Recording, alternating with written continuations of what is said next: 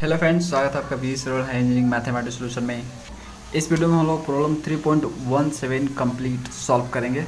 देखो, जो हमारा चैप्टर था chapter 3 vector algebra and solid geometry, वो प्रॉब्लम 3.16 से ख़त्म हो जाता है, उसके बाद नहीं है।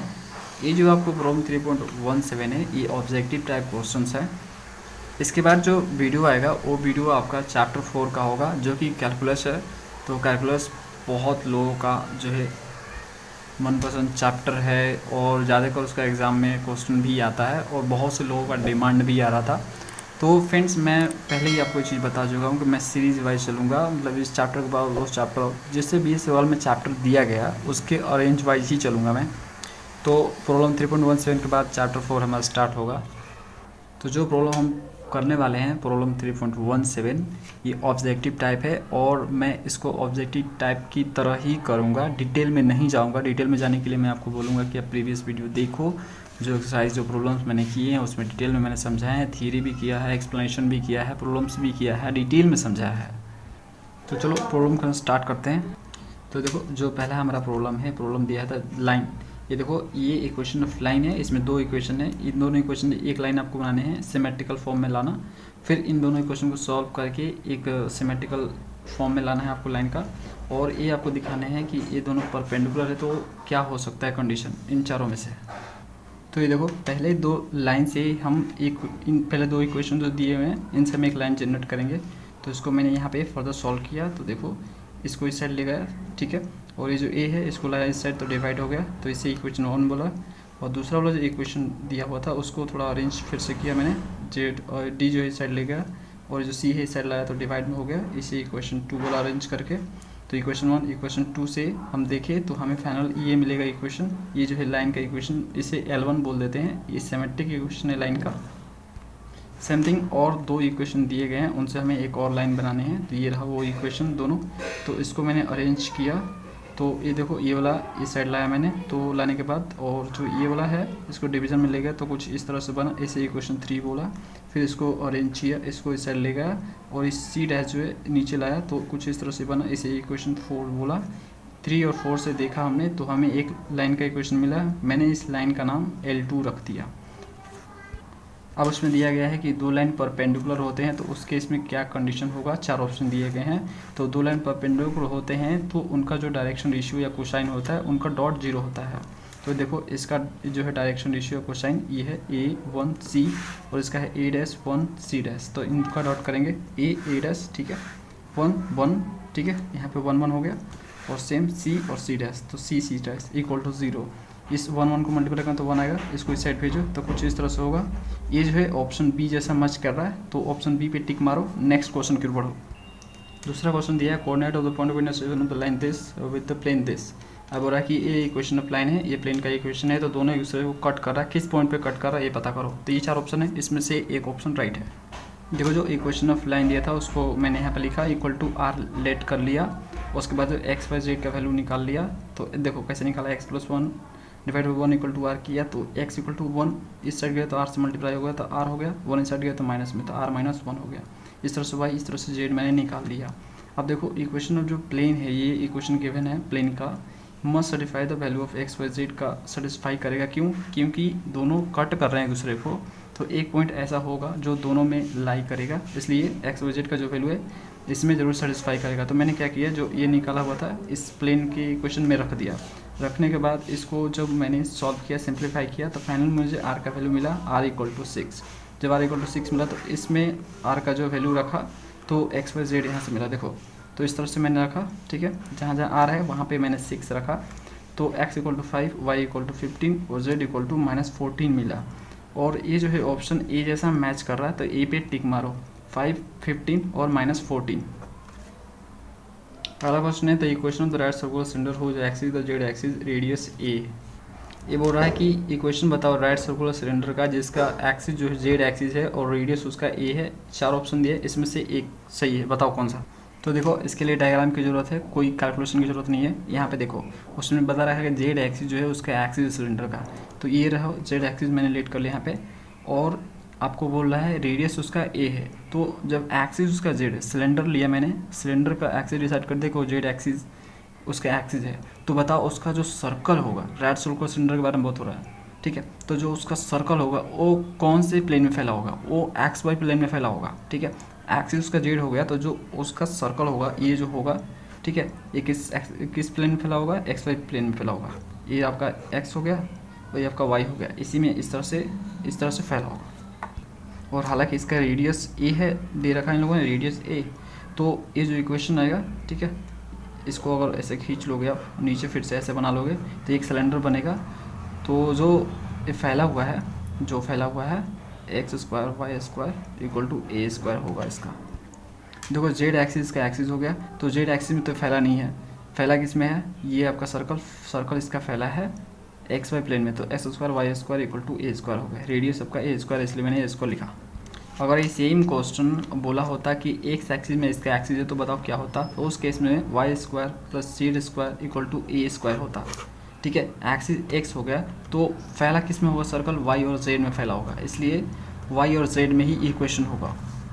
देखो मैंने आपको पहले ही बताया था 3.16 में कि एक सर्कल के ऊपर एक सर्कल रखते चले जाते हैं तो राइट सर्कुलर सिलेंडर बनता है। सेम थिंग यही है, तो ये इक्वेशन ऑफ सर्कल ही है। इस सर्कल को 1 बाई 1 करके एक दूसरे को ऊपर रखा गया है, तो एक सिलेंडर जनरेट हुआ है जिसका एक्सिस जेड है।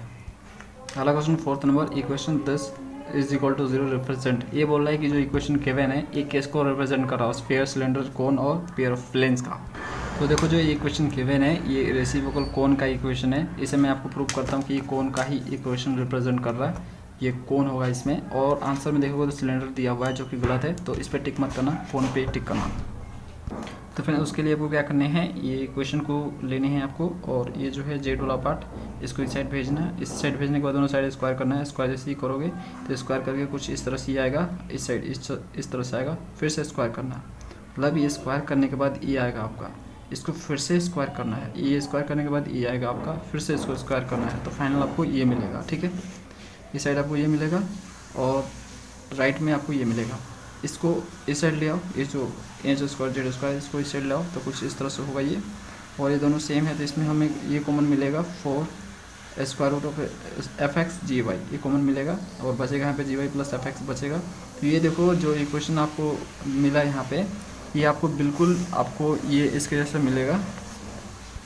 ये जो एग्जांपल 3.67 है, आपको देखो वो कोन में है ये, तो आपको इसके जैसा मिलेगा। तो ये हम देख सकते हैं यहाँ पे कि ये जो है इक्वेशन ऑफ कोन को रिप्रेजेंट कर रहा है, ठीक है। अगला क्वेश्चन है 5th नंबर, the plane this cut the cone this perpendicular line if. तो बोल रहा है कि ये जो प्लेन है इस कोन को, ठीक है, ये प्लेन जो है इस कोन को कट करा परपेंडिकुलरली, तो इसमें से कौन सा कंडीशन होगा। तो ये मैंने सॉल्व कर दिया पहले से, मैं आपको दिखा दूँ कौन सा है।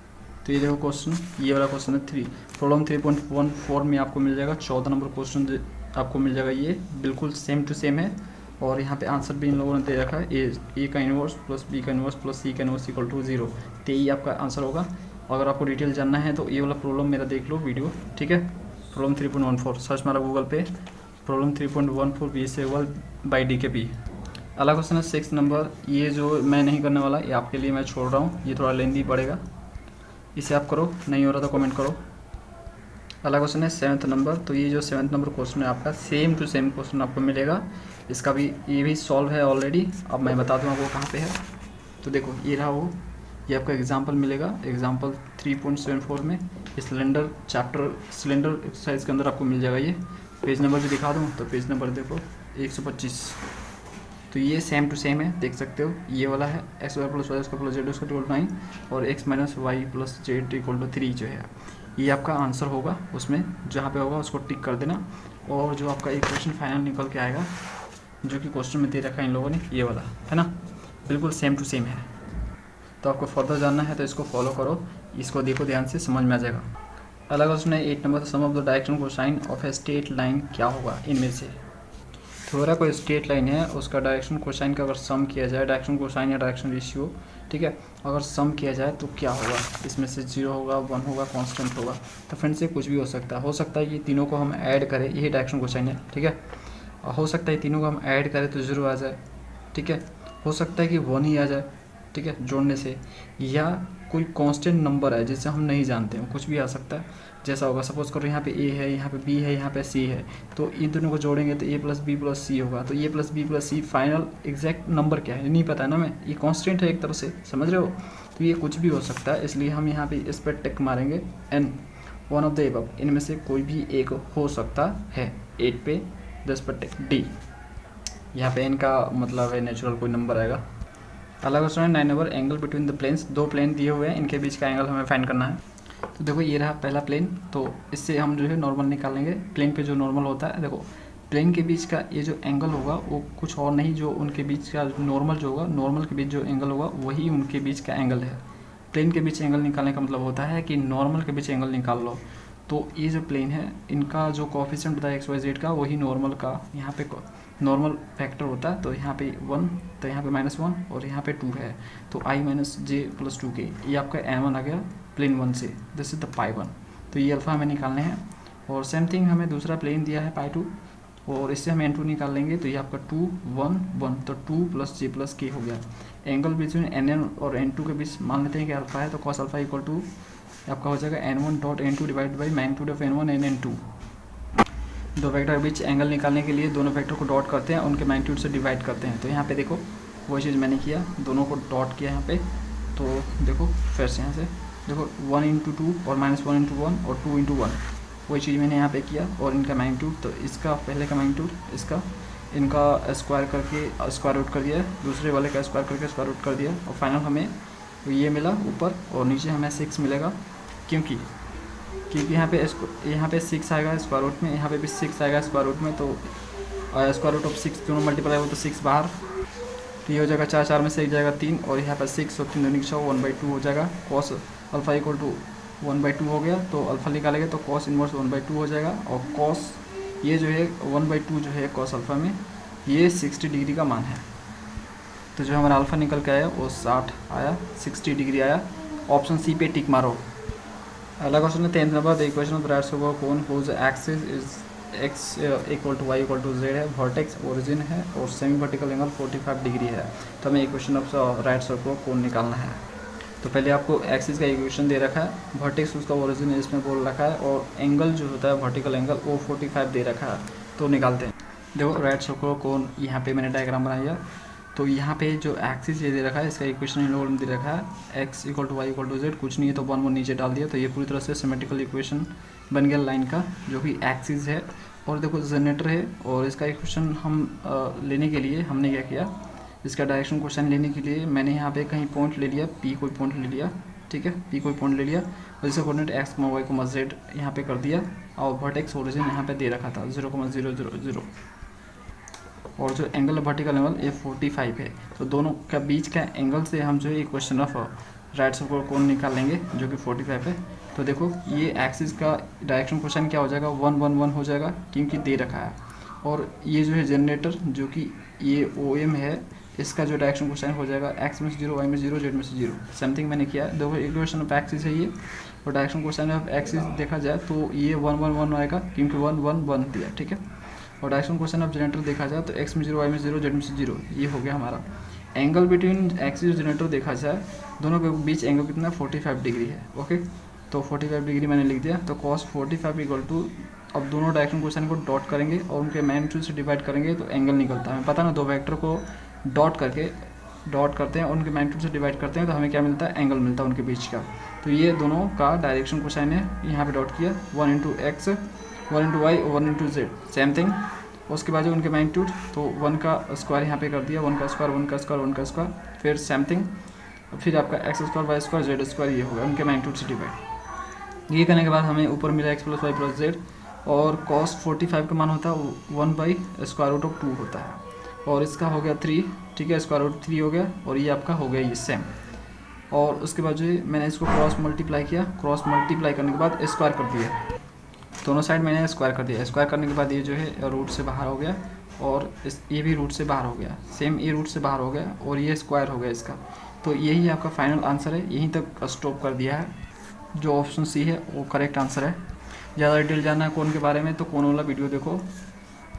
अगला question 11 number, equation of the straight line parallel to x axis is given by. तो इसमें से 4 इक्वेशन ऑफ लाइन दिए हुए हैं, स्ट्रेट लाइन का इक्वेशन दिया हुआ है सिमेट्रिकल फॉर्म में, और इंडिकेट का आपको क्या हिंट दिया है इसमें कि जो लाइन है वो पैरेलल है एक्स एक्सिस का। तो इसे करने के लिए डायग्राम ही काफ़ी है। देखो यहाँ पे मैंने यहाँ पे ये एक्सिस ड्रॉ कर दिया, यहाँ पे इसको मैंने ले लिया। तो देखो एक्स हो गया, वाई हो गया, जेड हो गया। बोल रहा है कि एक्स एक्सिस के पैरेलल है वो लाइन, स्ट्रेट लाइन। तो ये मैंने खींच दी एक लाइन जो कि एक्स एक्सिस के पैरेलल है। तो जो इसका डायरेक्शन कोसाइन होगा वो होगा एक्स एक्सिस ही होगा सिर्फ उसका। और ये लाइन किस पॉइंट से पास कर रहा है ऐसा दिया नहीं है, तो सिंपली जो है आप आंसर मैच कर लोगे। सिर्फ आपको जो है ना डायरेक्शन कोसाइन पता करने हैं। तो जो ऑप्शन जो है डी जो करेक्ट आंसर होगा, क्योंकि उसमें दिया हुआ, देखो मैं आपको दिखाता हूँ, x minus A divide by 1 ये वाला दिया है, और ये करेक्ट आंसर है। क्योंकि देखो 1 इसलिए क्योंकि एक्स एक्सिस ही इसका डायरेक्शन कोसाइन है, और बाकी चीज़ तो जीरो होगी, ठीक है ना। बाकी का डायरेक्शन इसमें लेना ही नहीं है, ये सिर्फ डायरेक्शन एक्स एक्सिस के अलोंग है, पैरेलल है, तो सिर्फ एक्स एक्सिस का ही सिर्फ लेना है। तो ठीक है, इसलिए मैंने 1 किया, बाकी चीज़ों को जीरो कर देना आपको, 0 0। और किस पॉइंट से पास कर रहा है इसमें ऐसा गिवन है, तो ए बी सी इन लोगों ने लिख रखा है, तो कोई दिक्कत ना, option D is the correct answer. अगर सेम क्वेश्चन आपको दिया रहेगा कि वाई एक्सिस के पैरेलल होता तो क्या करते, वाई एक्सिस के पैरेलल अगर दिया होता तो ये जो 1 यहाँ पे होता, बाकी सेम थिंग वही चीज़ रहती, ये जो है 1 यहाँ पे होता, बाकी यहाँ पे 0 होता। अगला क्वेश्चन है 12 number, the equation of the plane passing through this point perpendicular to the line and direction ratio this. बोल रहा है कि एक इक्वेशन प्लेन निकालो हमें जो इस पॉइंट से पास करता हो और परपेंडिकुलर हो लाइन के, जिसका डायरेक्शन कोसाइन ये दिया हुआ है, डायरेक्शन कोसाइन या डायरेक्शन रेशियो। तो हमें किसी प्लेन का इक्वेशन निकालने के लिए 2 ही चीज़ों की ज़रूरत होती है, पहला कि जिस पॉइंट से पास कर रहा है, और दूसरा कि उस पे जो नॉर्मल वेक्टर गिर रहा है उसका जो है क्या है डायरेक्शन कोसाइन या डायरेक्शन रेशियो। तो देखो मैंने वो चीज़ लिखा, plane passing through this point, इस पॉइंट से पास कर रहा है, और डायरेक्शन रेशियो दिया है नॉर्मल का, उस पर जो गिरा है। देखो ये प्लेन आपका हो गया, ठीक है, ये प्लेन, और इस पर ये नॉर्मल गिरा, ओके, ये नॉर्मल एन जो जिसका डायरेक्शन कोसाइन ये रहा, डायरेक्शन कोसाइन भी दे रखा है इन लोगों ने, उसका मैं लिख दूंगा आपको। और इस पॉइंट पे ये क्या कर रहा है, पास कर रहा है, तो ये पॉइंट हम ले लेते हैं, और एक पॉइंट अपने सेलेक्ट कर लेते हैं, यहाँ पे पी लेट कर लेते हैं, एक्स को वाई को जेड, और ये पॉइंट जिस पॉइंट पे ये गिर रहा है, ठीक है, और पास कर रहा है यानी, तो ये पॉइंट जो है 4 -2 और 1 है। अब देखो ये नॉर्मल इस पे गिर रहा है, तो ये परपेंडिकुलर ऑफ कोर्स इस प्लेन पे होगा। जब इस प्लेन पे परपेंडिकुलर होता है, ये जो P अगर इसे हम Q लेट कर ले तो PQ को भी परपेंडिकुलर होगा, क्योंकि PQ जो है, PQ जो लाइन है इस प्लेन पे लाई कर रहा है, तो नॉर्मल जब इस प्लेन पे परपेंडिकुलर होगा तो ये PQ पे भी परपेंडिकुलर होगा, तो दोनों परपेंडिकुलर हो गए, यानी इनके बीच का 90 डिग्री है। और 2 वेक्टर जब परपेंडिकुलर होते हैं तो उनका डॉट 0 होता है, ठीक है।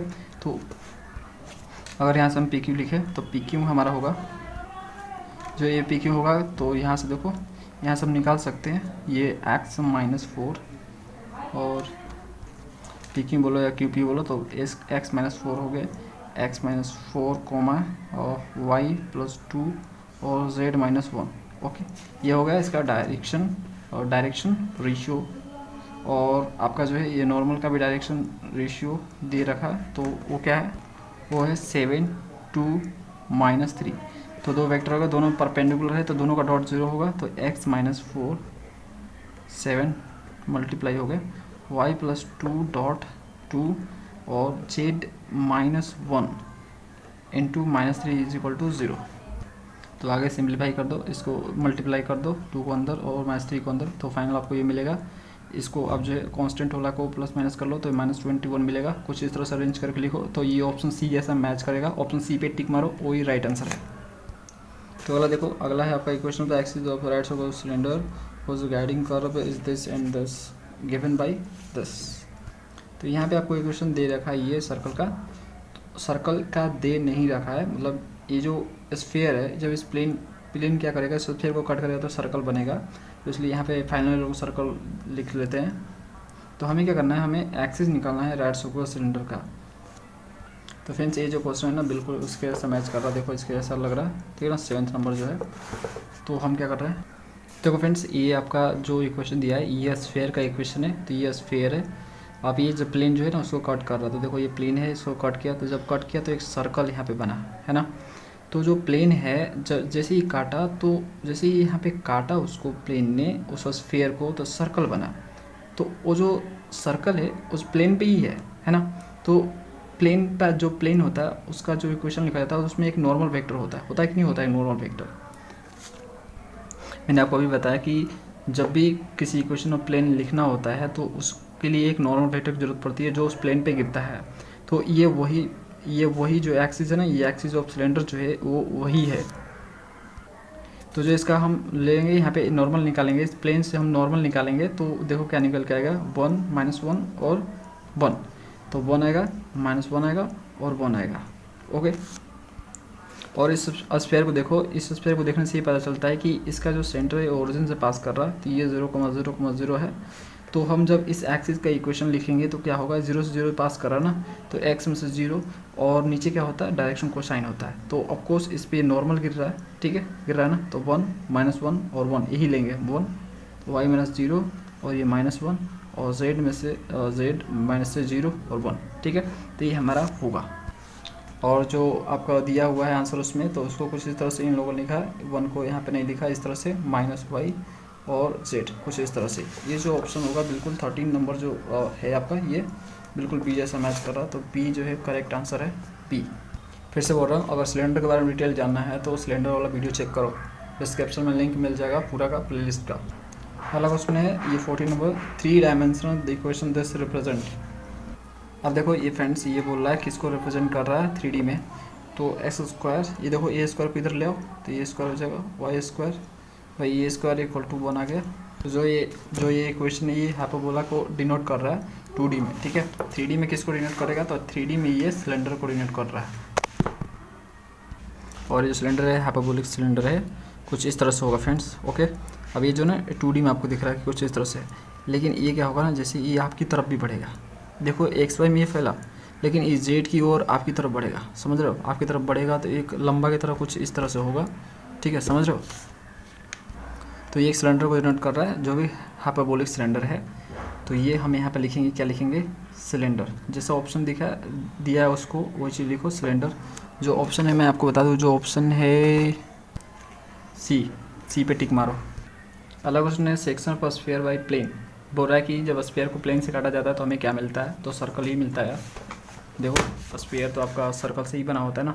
ये 15 हो गया, ये मैंने लिया यहाँ पे, ये सपोज़ करो ये क्या है, ये आपका स्फीयर है। जब इसको मैं एक प्लेन से काटूंगा तो क्या मिलेगा मुझे, मान लो कि मैंने यहाँ से काट दिया इसको, तो यहाँ पे भी मुझे एक सर्कल ही मिलेगा, ठीक है। तो हम यहाँ पे लिखेंगे सर्कल, कहीं से भी काटोगे सर्कल ही मिलेगा, क्योंकि सर्कल से ये स्फीयर बना होता है। जब एक सर्कल के ऊपर एक सर्कल रखते चले जाते हो ना, छोटा बड़ा करके, जैसे कि एक सिक्का लिया, ठीक है, उसका सिक्के उस छोटे से एक और सिक्का लिया, फिर उस तरह से छोटा धीरे धीरे करते गए, फिर उस तरह से छोटा करते गए। सेम थिंग उसके नीचे वाले पार्ट में भी आपको करने है, उसे छोटा कर देना, देख आपको स्फीयर मिलेगा। यकीन नहीं आता तो फुटबॉल को काट को देखो। अलावा 6 नंबर, a lines make angle alpha beta gamma with an coordinate axis then this is equal to. तो ये क्वेश्चन जो बोल रहा है, आपको बोल रहा है कि एक कोऑर्डिनेट प्लेन है, ये आपका हो गया Z, ये हो गया Y, ये हो गया X, और एक लाइन है, सपोज करो ये लाइन है L, और ये इससे Y से बीटा एंगल बना रहा, Z से गामा एंगल बना रहा, और जो X है इससे जो है इससे ये बना रहा अल्फ़ा। तो आपको प्रूव करना है cos 2 alpha plus cos 2 beta plus cos 2 gamma equal to क्या होगा। तो देखो इसके लिए आप क्या कर सकते हो, फार्मूला का यूज़ करो cos 2 अल्फ़ा। तो ये देखो फार्मूला के बेसिस पे cos 2 थीटा इक्वल टू होता है cos square theta minus sine square theta. तो सेम थिंग मैंने यहाँ पे इसको लिखा ऐसे, सेम इसको भी ऐसे लिखा, और cos 2 गामा को cos square gamma minus sine square gamma लिखा है पे। ओके, अब यहाँ पे देखो ये वाला और cos वाला जो है उसको मैंने एक साथ अरेंज किया। तो देखो यहाँ पे ये हम जानते हैं एक फार्मूला होता है, ठीक है ना, L² M² और N² इक्वल टू 1 होता है ना। तो L कुछ और नहीं cos अल्फ़ा है, और M आपका cos बीटा है, और N आपका cos गामा है। तो इसके जगह आपका 1 हो जाएगा। तो इसके जगह मैंने 1 यहाँ पे रख दिया, और यहाँ पे जो माइनस में है साइन वाले, तो माइनस कॉमन कर लिया और साइन को एक साथ लिखा। अब साइन को हम ऐसे लिख सकते हैं, देखो हम लोग जानते हैं sine square alpha plus cos square alpha equal to 1 होता है, ठीक है।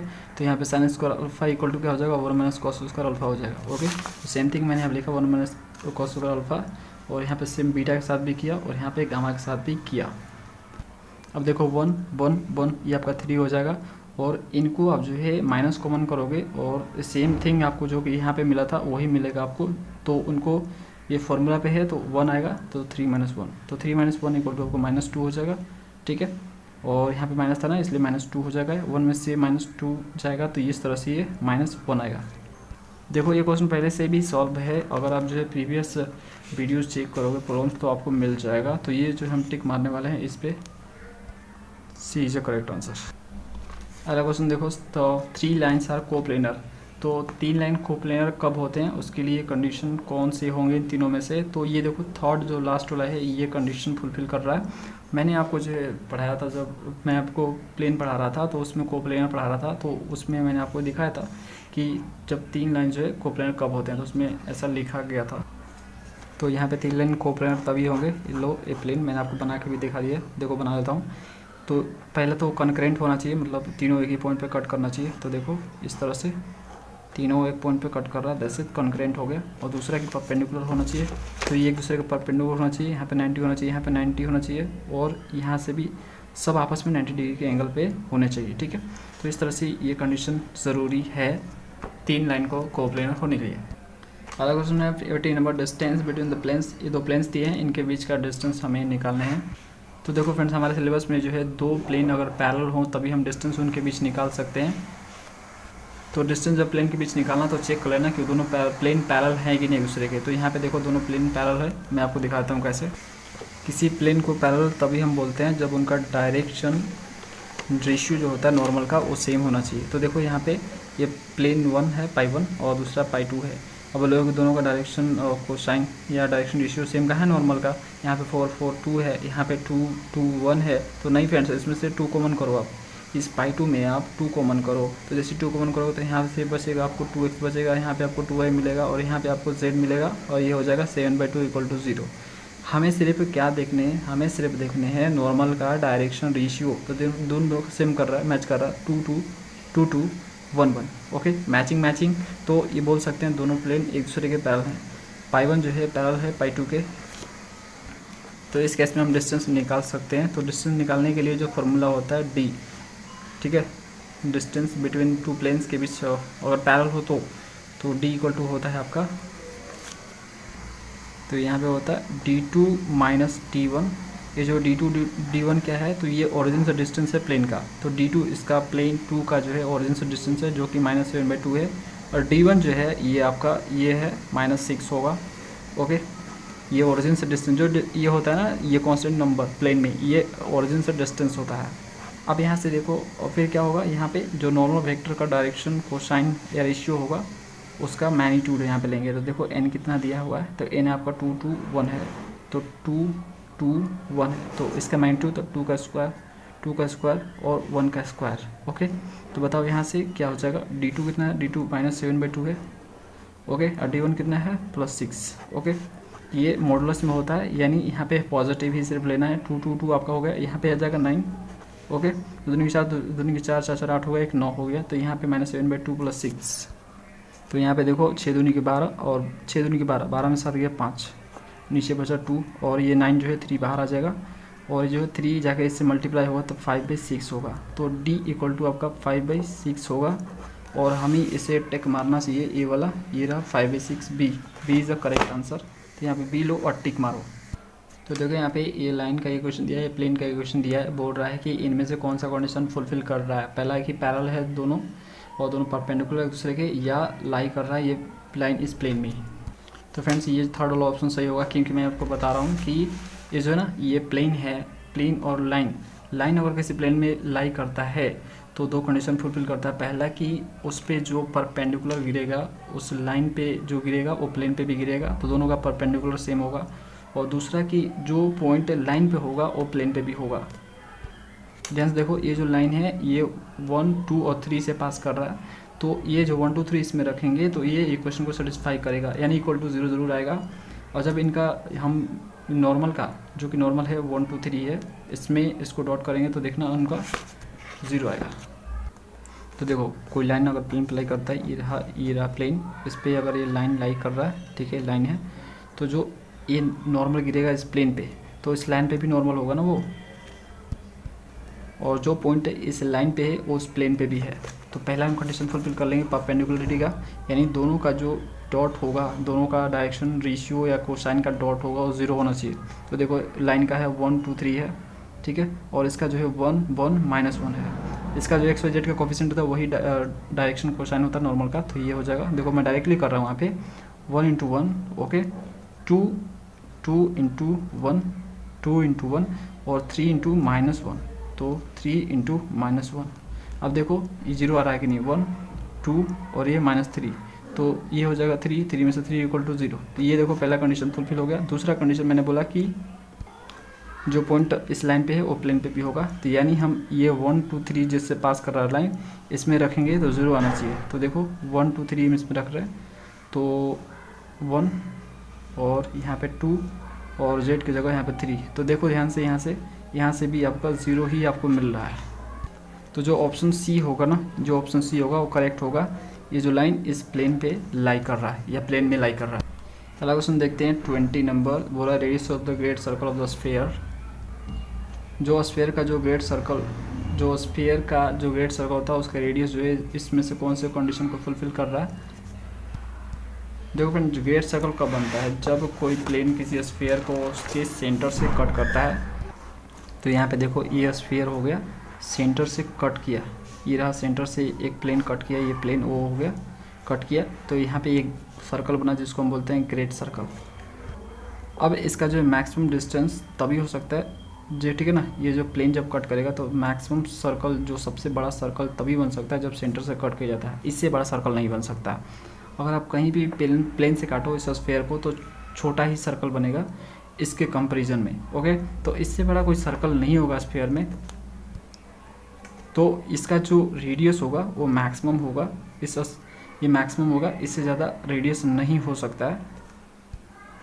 तो जो इस सर्कल का रेडियस होगा वही स्फीयर का रेडियस होगा, क्योंकि सेंटर से ये प्लेन इसको कट कर रहा है, तो जो रेडियस सर्कल का है वही रेडियस स्फीयर का भी होगा। तो यहाँ पे जो ऑप्शन होगा वो होगा equal to the radius of the sphere, same thing. तो ये जो ऑप्शन कौन सा ऑप्शन है भाई, option C is the correct answer. Option C लो और उसको टिक मारो। तो फ्रेंड्स ये 21 नंबर जो क्वेश्चन है ये भी सॉल्व है ऑलरेडी, तो इसको मैं आपको दिखाना चाहूँगा। ये आपको मिलेगा प्रॉब्लम 3.14 में। देखो प्रॉब्लम 3.14 में आप 10th नंबर पे जाओगे, ये 10th नंबर, तो सेम टू सेम क्वेश्चन है। जो इक्वेशन ऑफ एक्सिस है इसमें वही चीज़ जो निकाल के रखा है मैंने पहले से, वही होगा एग्जैक्ट आंसर। तो ये वीडियो सर्च मार लो, उसमें आपको मिल जाएगा, डिटेल जानना है तो। अगर आप मेरा सारा पिछला वाला वीडियो देख रहे हो रेगुलरली तो आपको कोई दिक्कत नहीं आएगा, ये जितने भी मैं प्रॉब्लम्स कर रहा हूँ। अगला क्वेश्चन है semi vertical angle of cone generated by the revolving the line this about the x axis. तो हमें सेमी वर्टिकल एंगल निकालना है, कोन जो है रिवॉल्व कर रहा है, ठीक है ना। एक कोन बना है, कैसे कोन बना है, तो एक्स एक्सिस के अराउंड में ये जो कर्व है x + y = 0 मूव कर रहा है, जिसके कारण कोन जनरेट हो रहा है। तो सेमी वर्टिकल एंगल हमें बताने हैं कौन सा होगा। देखो जो उसमें एक क्वेश्चन दे रखा है y, देखो y + x = 0 दे रखा है, इसी को रिवॉल्व करवा रहा है, तो y = में इसको -x लिख सकते हैं। और ये कुछ और नहीं है, एक स्ट्रेट लाइन का एक क्वेश्चन है। अब देखो मैं आपको दिखा दूँ यहाँ पे, अगर ये कोऑर्डिनेट प्लेन है, ठीक है, ओके, अगर ये फ्रेंड्स x है, ये y है, तो ये जो ना y = -x है, तो एक्चुअल में ओरिजिन से जा रहा है ये। देखो अगर x 0 होगा तो y भी 0 होगा, तो इसलिए ओरिजिन से क्रॉस होता हुआ एक लाइन है कुछ इस तरह से, और ये जो है लाइन मूव कर रहा है एक्स एक्सिस के अलोंग में, ठीक है, इसके अराउंड में रिवॉल्व कर रहा है, तो इसके कारण यहाँ पे एक तरह से कोन जनरेट हो रहा है, समझ रहे हो। तो इसके बीच जो ये एंगल होगा ये कितना होगा, 45 डिग्री होगा। क्यों, क्योंकि ये जस्ट सेंटर से जा रहा है इसके, और ये 50-50 में जा रहा है, तो 45 इधर होता है, 45 इधर होता है। इनके बीच का एंगल कितना होता है, 90, और ये जो सेंटर से होकर गुजर रहा है, बीच में से ही गुजरेगा ये सेट, तो 45 डिग्री का एंगल बनाते हुए जाएगा। देखो जब भी सिंपल स्ट्रेट लाइन का इक्वेशन है तो वो हमेशा ही 45 डिग्री एंगल बनाएगा एक्सिस से, हमेशा याद रखना। तो काम करो बी ऑप्शन जो है जो कि 45 डिग्री है, टिक मारो उस पर। अगला क्वेश्चन 23, ये भी सॉल्व है ऑलरेडी, सेम टू सेम मैं आपको दिखा दूँ तो ये मिलेगा आपको एग्जाम्पल। तो जब कोन जो है कोऑर्डिनेट एक्सिस से पास होता है तो उसका इक्वेशन यही होता है। उसमें देखो ABC दे रखा है, FGH की जगह उन लोगों ने सिर्फ ABC दे रखा है, तो कांस्टेंट कुछ भी हो सकता है, ABC लो, CD लो, PPT कुछ भी लो, ठीक है, एक कांस्टेंट कुछ भी हो सकता है। तो इसमें ABC दे रखा है, उसमें FGH दे रखा है, तो इस पर आप जो है टिक मार देना, ये जहाँ पे आपको दिख जाए, ओके। तो ज़्यादा डिटेल जानना है तो ये इसको समझो ध्यान से। ये एग्जाम्पल 3.67 वाला। अगला question 24 number, the line this perpendicular to the plane this if. तो देखो फ्रेंड्स, ये आपका इक्वेशन दिया है लाइन का और ये प्लेन का इक्वेशन दिया है। आपको बोल रहा है कि दोनों एक दूसरे के परपेंडिकुलर हो तो उसके लिए क्या कंडीशन होगा। तो पहले हम देखो यहाँ पे प्लेन बनाएंगे और एक लाइन बनाएंगे जो कि इसके परपेंडिकुलर हो, ठीक है। तो इस पे परपेंडिकुलर गिर रहा है, ये प्लेन है तो इस पे ये परपेंडिकुलर गिर रहा है। सपोज करो 90 डिग्री पर गिर रहा है, ठीक है। सपोज क्या करो, ऐसा दिया है परपेंडिकुलर गिर रहा है। तो देखो इस जो प्लेन है इस पे भी एक नॉर्मल होगा, नॉर्मल वेक्टर गिरेगा ना, जो कि 90 डिग्री ही होता है वो भी, ठीक है। तो इस पे नॉर्मल ही गिरता है वो। तो वो जो नॉर्मल गिरता है, ओके। और एक कंडीशन इन लोगों ने दे रखा है कि ये जो लाइन है वो भी इस पे नॉर्मल ही गिर रहा है। तो दोनों देखो, ये जो नॉर्मल वेक्टर है जो कि प्लेन पे परपेंडिकुलर होता है, ये जो लाइन ये भी परपेंडिकुलर है इस पे, तो दोनों पैरेलल हो गए ना। जब दोनों परपेंडिकुलर इस प्लेन पे तो दोनों तो पैरेलल हो गए, तो दोनों पैरेलल हो गए तो हम इसको ऐसे लिख सकते हैं, दोनों का जो डायरेक्शन और रेशियो है, जिसका प्लेन का है ए बी और सी और इसका है 3 6 9, तो इनको हम रेशियो में लिख सकते हैं कि नहीं। तो इनको हम कुछ इस तरह से लिख सकते हैं, क्योंकि ये दोनों पैरेलल हो गए एक दूसरे के। तो हम लिख सकते हैं a/3, इसको लिख सकते हैं b/6, ओके। और इसको लिख सकते हैं c/9। इनमें देखो 3 कॉमन है सब में, तो 3 हम यहाँ पे कॉमन कर लेंगे। और यहाँ पे और लिखो, 3 कॉमन करोगे तो यहाँ मिलेगा 1 a/1, ठीक है, b/2 और c/3 मिलेगा आपको। अब इन दोनों को क्रॉस मल्टीप्लाई करो, इनको और फिर इनको। तो इनको क्रॉस मल्टीप्लाई करोगे तो यहाँ से आपको क्या मिलेगा, ये मिलेगा आपको b = 2a मिलेगा, ठीक है, दोनों को करने से। और इन दोनों को करने से आपको क्या मिलेगा, इन दोनों को करने से मिलेगा आपको 3b और 2c। और ये मैचिंग बिल्कुल ऑप्शन सी जैसा मैच कर रहा है। ऑप्शन सी पे टेक मारो। अगला क्वेश्चन है 25, इक्वेशन 10 रिप्रेजेंट। ये बोल रहा है कि इक्वेशन देख के बताइए कि ये किसको रिप्रेजेंट कर रहा है, कौन का स्फीयर या राइट सर्कुलर सिलेंडर। तो ये राइट सर्कुलर सिलेंडर को रिप्रेजेंट कर रहा है फ्रेंड्स। इसके लिए मैं आपको एग्जांपल देना चाहूँगा। तो ये एग्जांपल आपको मिलेगा पेज नंबर 125 पे मिलेगा। देखो ये वाला जो है ना प्रॉब्लम एग्जाम्पल 3.74 आप देखोगे तो इसका जो इक्वेशन आया है फाइनल निकल के, वो आपका सेम टू सेम जैसा दिखेगा, लाइक दैट। तो दोनों सिलेंडर का ही इक्वेशन है, ये भी आपका सिलेंडर का इक्वेशन है और ये वाला भी सिलेंडर का इक्वेशन है। इसमें 2 से आप डिवाइड करोगे ना तो फाइनली आपको कुछ वैसा ही दिखेगा। यहाँ पे a² है, 3a² है और 2 से डिवाइड करोगे तो 3/2a² हो जाएगा ना। तो ये जो कुछ भी नंबर हो सकता है, तो ये सर्कल, ये जो है रेडियस होता है, ओके।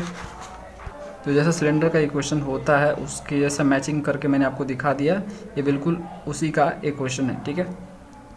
ये आपको देख को पहचानना पड़ेगा फ्रेंड्स, ये आपको क्वेश्चन करने से ही आएंगे ज़्यादातर कॉन्फिडेंस। देखोगे एक बार में पहचान जाओगे कि सिलेंडर का है या कौन का है।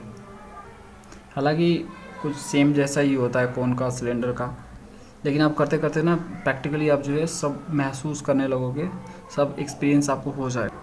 अगला क्वेश्चन है 26, the equation of the plane through this point and parallel to the plane this. तो देखो आपको इक्वेशन ऑफ प्लेन लिखने हैं जो कि इस पॉइंट से पास कर रहा है और इस प्लेन के पैरेलल है।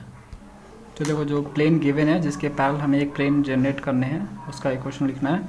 तो देखो जिसके पैरेलल मुझे प्लेन लिखना होता है उसका तो नॉर्मल सेम ही हुआ, जब दोनों प्लेन पैरेलल है, ठीक है। सपोज करो ये वाला प्लेन है वो, ठीक है, एक प्लेन जो गिवन है ये और एक प्लेन ये वाला है, पैरेलल हो गया दोनों। तो जो नॉर्मल इस पे गिर रहा है वो नॉर्मल इस पे भी गिरेगा, ठीक है। तो दोनों का नॉर्मल तो सेम ही रहेगा। इस कारण हम यहाँ पर 3x - 4y + 2z लिखेंगे। लेकिन जो d होगा जो कि यहाँ पे -5 है, इस साइड जाएगा तो -5 होगा, इसको लिख देते हैं -5, ठीक है, = 0। -5 है, ये चेंज होगा। ये क्या है, ओरिजिन से डिस्टेंस होता है प्लेन का, तो ये कुछ भी हो सकता है, तो इसलिए मैंने +t = 0 करा। देखो दोनों प्लेन पैरेलल है, इसके कारण नॉर्मल तो सेम होगा, लेकिन जो d होगा वो अलग होगा। ये ओरिजिन से जो है 5 यूनिट डिस्टेंस पे है, लेकिन जो ये वाला है ये नहीं पता हमें कितना दूर है, इसलिए यहाँ पे d लिखा। अब जो आपको गिवन है इसमें कि गिवन दैट प्लेन जो है आपका पास कर रहा है, जिसका आप इक्वेशन निकालने वाला हो, वो प्लेन पास कर रहा है, पासिंग थ्रू पॉइंट जो है पास कर रहा है, ये जो पॉइंट से 2 - 3 1 से पास कर रहा है। तो देखो इस पॉइंट से पास कर रहा था, इसमें हम रखेंगे, ठीक है, इसमें उसको रखेंगे x y z की जगह, क्योंकि इस पॉइंट से पास कर रहा था, इसमें जो x y z की जगह इसको रखेंगे तो सेटिस्फाई करेगा ना। तो 3 × 2 - 4 × -3 और 2 into 1 plus t is equal to 0। यहाँ से आप जो इसको करोगे सिंप्लीफाई तो डी का वैल्यू निकल के आएगा -20 निकल के आएगा डी का वैल्यू। जब डी का वैल्यू आ ही गया तो बस इसमें उठा के आपको रख देने हैं इसमें। तो देखो मैं इसको उसमें उठा के रख रहा हूँ 3x - 4y + 2z और डी का वैल्यू -20 इज इक्वल टू 0। तो ये जो आया एक क्वेश्चन आ गया हमें, एक क्वेश्चन ऑफ प्लेन, इसको हमें निकालना था। टिक मारो जो, और ये शायद ऑप्शन ए वाला है, ए पे टिक मारो। अगला क्वेश्चन है 27 the direction question of the line which is equally incline to the coordinate axis are. तो हमें उस लाइन का डायरेक्शन क्वेश्चन लिखना है जो कि इक्वली इंक्लाइंड है प्लेन से, प्लेन बोल रहे हैं कोऑर्डिनेट प्लेन से, ठीक है। तो ये रहा आपका कोऑर्डिनेट प्लेन, इसको मैंने यहाँ पे बनाया, ठीक है। ये वो लाइन हो गया। अब ये इक्वली अल्फा इससे बना रहा, इससे बीटा बना रहा और इससे जो है गामा बना रहा।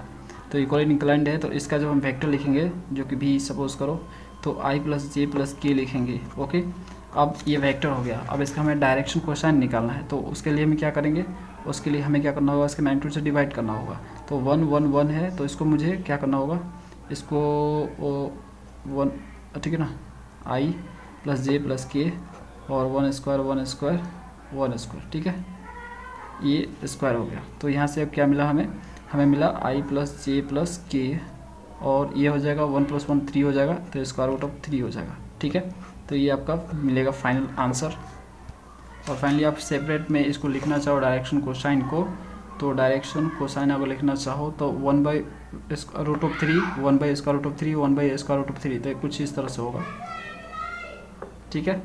तो ये फिल इन द ब्लैंक्स है, तो सिंपली ये भर दो, आंसर यही है। तो देखो ये पूछ रहा है आपको 28 नंबर में direction cosine of the line, इस लाइन का जो ये लाइन इस तरह से इक्वेशन देखा, लाइन का ये इक्वेशन है, ठीक है, इस तरह से दे रखा है इन लोगों ने, पूछा डायरेक्शन कोसाइन बताओ उसका। तो देखो x0 और y0 है, यहाँ पे ध्यान से देखो, अगर यहाँ से देखो x0 भी है y0, मतलब ऐसा लाइन है जहाँ पे x0 और y0 मतलब x और y से कोई लेना देना इसका नहीं है। तो ये रहा, सपोज करो हम इसको z मान लें और इसको हम जो है और x मान लें और इसको y मान लें, तो हमें क्या मिलेगा, एक ऐसा लाइन मिलेगा जो कि जेड एक्सिस के पैरेलल होगा, ठीक है। जेड एक्सिस के पैरेलल लाइन ही एक ऐसा लाइन है जहाँ पे एक्स और वाई का लेना देना कुछ नहीं है, ठीक है। और जब कोई लाइन जो है जेड एक्सिस के पैरेलल होता है तो उसका डायरेक्शन कोसाइन कुछ इस तरह से लिखते हैं 0 0 1, ठीक है। और इसको आप इस तरह से भी लिख सकते हो x/0 y/0 और z/1। अगला क्वेश्चन है 29 the equation of the axis of the cylinder this. तो फ्रेंड्स ये जो आपको दिख रहा है question of axis of cylinder पूछ रहा नहीं, तो ये देखो एक्स वाई में इसका जो है सर्कल फैला हुआ है, यानी जो गाइडिंग कर्व इसका एक्स वाई में फैला हुआ है, तो ऑफकोर्स इसका जो एक्सिस होगा वो जेड एक्सिस ही होगा, वही इसमें नहीं दिख रहा मेरे को। तो देखो x² + y² = 25 लिखित है, ठीक है।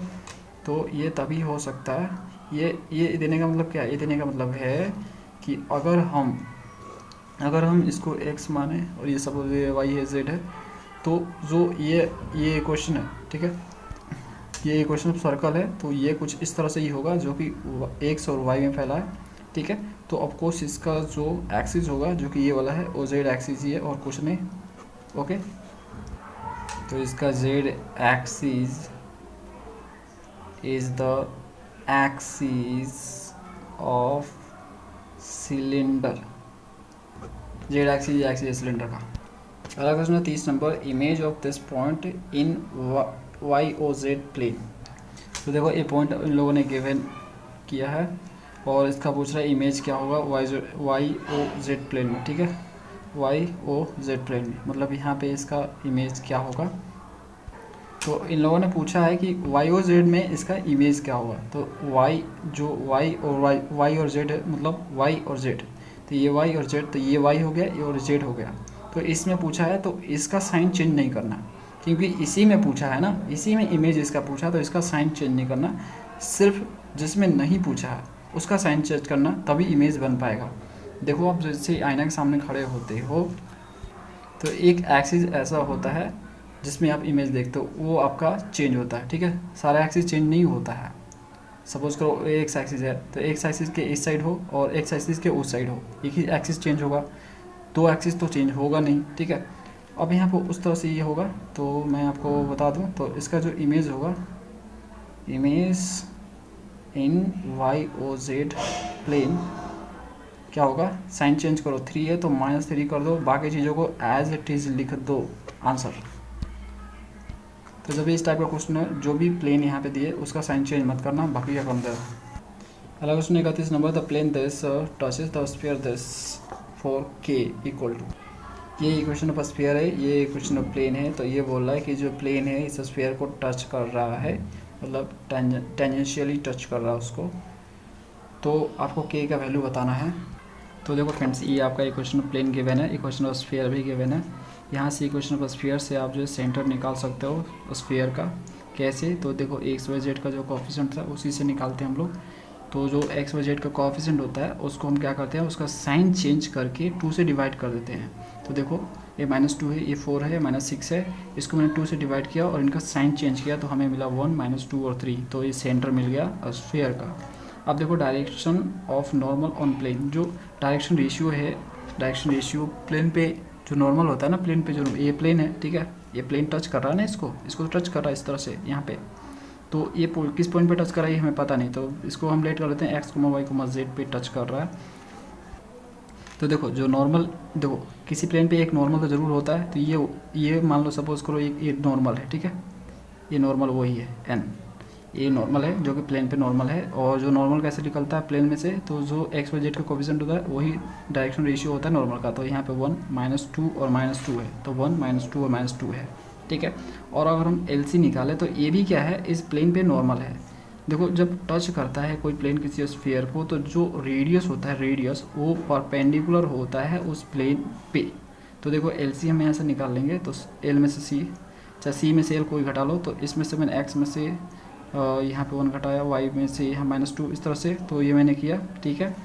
तो दोनों एक दूसरे के पैरेलल होंगे क्योंकि ये दोनों परपेंडिकुलर है इस प्लेन पे। देखो दिख रहा है आपको, दोनों तो परपेंडिकुलर है ना इस प्लेन पे। एक तो नॉर्मल है प्लेन का, दूसरा सर्कल रेडियस है, जो कि रेडियस तो होगा ही इस पर परपेंडिकुलर क्योंकि इसको टच कर रहा है।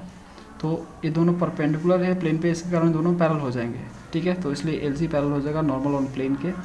तो दोनों पैरेलल हो जाएंगे, इसके कारण क्या होगा, दोनों परपेंडिकुलर हो जाएंगे प्लेन पे, ओके। तो जब प्लेन पे परपेंडिकुलर है यानी दोनों एक दूसरे के पैरेलल है, तो दोनों को इक्वेट हम कर सकते हैं। पैरेलल मतलब बराबर, और बराबर है तो हम इक्वेट कर सकते हैं उनके डायरेक्शन रेशियो को। तो देखो LC का ये रहा x और इसका 1, तो मैंने इसे इक्वेट किया y+2, और इसका है आपका -2 और z-3 हो गया, और इसका है -2।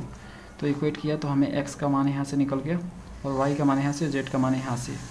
अब देखो ये जो x y z का वैल्यू आया है ये हम इक्वेशन में रखेंगे, प्लेन के इक्वेशन में, क्योंकि जो ये पॉइंट हमने लेट किया था x, y, z, ये वही x, y, z है। तो इससे हम पुट करेंगे इक्वेशन ऑफ प्लेन में, क्योंकि ये जो पॉइंट है इस प्लेन पे भी है और इस स्फीयर पे भी है। तो ये कॉमन पॉइंट है जो कि स्फीयर पे भी है और इस प्लेन पे भी है। तो ये जो पॉइंट आपको निकल के आया 2, -4 और 1, ये जो है आप इस स्फीयर में भी रखोगे तो ये सेटिस्फाई करेगा इक्वेशन को, और इस प्लेन पे भी रखोगे तो सेटिस्फाई करेगा क्योंकि ये दोनों में है। तो मैंने देखो यहाँ पे प्लेन का इक्वेशन लिखा और इसमें x y z का वैल्यू रख दिया, तो यहाँ से k का वैल्यू आ गया जो कि 8 है। हमें k का वैल्यू ही निकालना था, जब प्लेन स्फीयर को टच करता है तो k का वैल्यू निकालो, ऐसा दिया गया था। तो ये होगा k = 8। अगला क्वेश्चन है 32, the condition for the 3 concurrent lines to be coplanar. तो मैंने आपको बताया कि 3 लाइन्स जो है कोप्लेनर तभी होते हैं जब वो कॉन्करेंट होते हैं और परपेंडिकुलर होते हैं एक दूसरे के। तो इस पर कॉन्करेंट तो लिख रखा है, परपेंडिकुलर भी लिखने होंगे। तो उसके लिए तो देखो यहाँ पे परपेंडिकुलर, तो परपेंडिकुलर भी होगा वो अगर कोप्लेनर है तो। और जब लाइन परपेंडिकुलर होता है तो हम उसको कुछ डिटरमिनेंट में कुछ इस तरह से लिखते हैं। मान लो पहले लाइन का जो डायरेक्शन कोसाइन या रेशियो जो है वो है L1 M1 N1, दूसरे वाले का L2 M2 N2 और L3 M3 और N3 = 0 होगा। 3 लाइन है तो इसलिए 3 यहाँ पे डायरेक्शन को रेशियो या कोसाइन होंगे और उनका जो है ये डिटर्मिनेंट 0 होगा, तभी वो बोलेंगे कि एक दूसरे के क्या है, वो परपेंडिकुलर है। और कॉन्करेंट तो दे ही रखा है। अगला क्वेश्चन करते हैं 33। अगला क्वेश्चन है 33, equation of the cone whose vertex at origin base circle और यहाँ पे x इक्वल टू ए, ठीक है, x इक्वल टू ए, और ये सर्कल का इक्वेशन है इज गिवन बाई। तो देखो फ्रेंड्स, ये आपका एक क्वेश्चन है, ये क्वेश्चन सर्कल का दे रखा है, तो वाई जेड में दे रखा है, मतलब जो सर्कल है वाई जेड में फैला हुआ है, तो ऑफकोर्स एक एक्स ही है जो इसमें नहीं है, तो एक्स एक्सिस के लॉन्ग ही इसका ये एक्सिस होगा, ठीक है, एक्स नहीं है ना, तो ये एक्सिस होगा, और ये जो सेंटर है ये 0 0 पे होगा, क्योंकि इसमें एक्स इक्वल टू ए दे रखा है, और यहाँ पे एक्स इक्वल टू ए है। मैंने आपको क्या बताया कि एक्स एक्सिस के पैरेलल ही इसका क्या होगा, ये एक्सिस होगा, क्योंकि वाई जेड में तो इसका सर्कल फैला हुआ है। तो देखो, अगर हम इसका जनरेटर का अगर इक्वेशन लिखे सिमेट्रिकल फॉर्म में लाइन का, तो देखो ये ओरिजिन से पास कर रही है, ये जनरेटर है, ये भी जनरेटर है, तो हम इसका अगर इक्वेशन लिखे सिमेट्रिकल फॉर्म में तो कुछ इस तरह से ही होगा। लेट कर लेते हैं कि एल, एम और एन जो है इसके डायरेक्शन कोसाइन या रेशियो हैं। ओके, लेट कर लिया, और ये ओरिजिन से पास करा, देखो 0,0 ऐसा वर्टेक्स उसमें दे रखा है कि वर्टेक्स पासिंग थ्रू ओरिजिन है यहाँ पे, तो 0 0 होगा, तो ये x - 0 y - 0 z - 0 होगा, तो 0 हम नहीं लिख रहे हैं यहाँ पे, और एलिमेंट हमने अपने से लेट कर लिया है।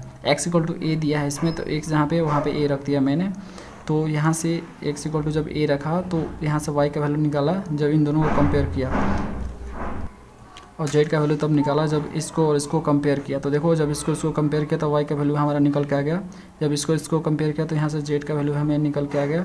इसको हमें पुट कर देना है इक्वेशन ऑफ सर्कल में। ये रहा इक्वेशन ऑफ सर्कल गिवन है आपका, तो इक्वल टू बी स्क्वायर है, तो इसमें जहाँ y है यहाँ पे वो रखेंगे, और जहाँ पे z है यहाँ पे उसे रखेंगे। तो देखो मैंने यहाँ पे रख दिया। अब उसके बाद जो है ए स्क्वायर यहाँ पे है, तो दोनों में ए स्क्वायर ये है, तो ये कॉमन कर लेंगे, और कॉमन करने के बाद इस साइड भेजेंगे तो डिवीजन में हो जाएगा, तो b by A already square था और ये भी स्क्वायर में ही था, ए स्क्वायर, तो इधर आया तो b बाई ए का स्क्वायर हो गया। और m बाई एल, और इधर बचा n बाई एल। तो देखो m बाई एल और n बाई एल को एलिमिनेट करना, हटाना हमें एलिमेंट को, तो उसके लिए हमने आइडियल लगाया इसमें से। देखो, अगर हम जो है क्या चाहिए हमें, m बाई एल की जगह क्या लिख सकते हैं, तो m इसको क्रॉस मल्टीप्लाई करोगे, m को इधर भेजो, x को इधर ले आओ, तो m by l equal to हो जाएगा y बाई एक्स हो जाएगा। सेम इसी तरह से हमें n बाई एल मिलेगा, तो n बाई एल कैसे मिलेगा, ये वाले, ठीक है ना, इन दोनों को कंपेयर करने से। तो n को इस पे ले जाओ, x को नीचे लाओ, तो n by l equal to z by x होगा। तो सेम थिंग मैंने यहाँ पे लिखा है, m by l equal to y by x और n by l equal to z by x. तो उसको एलिमिनेट कर दिया, और उसकी जगह ये हमने रख दिया जो कि यहाँ पे मैंने लिखा हुआ है।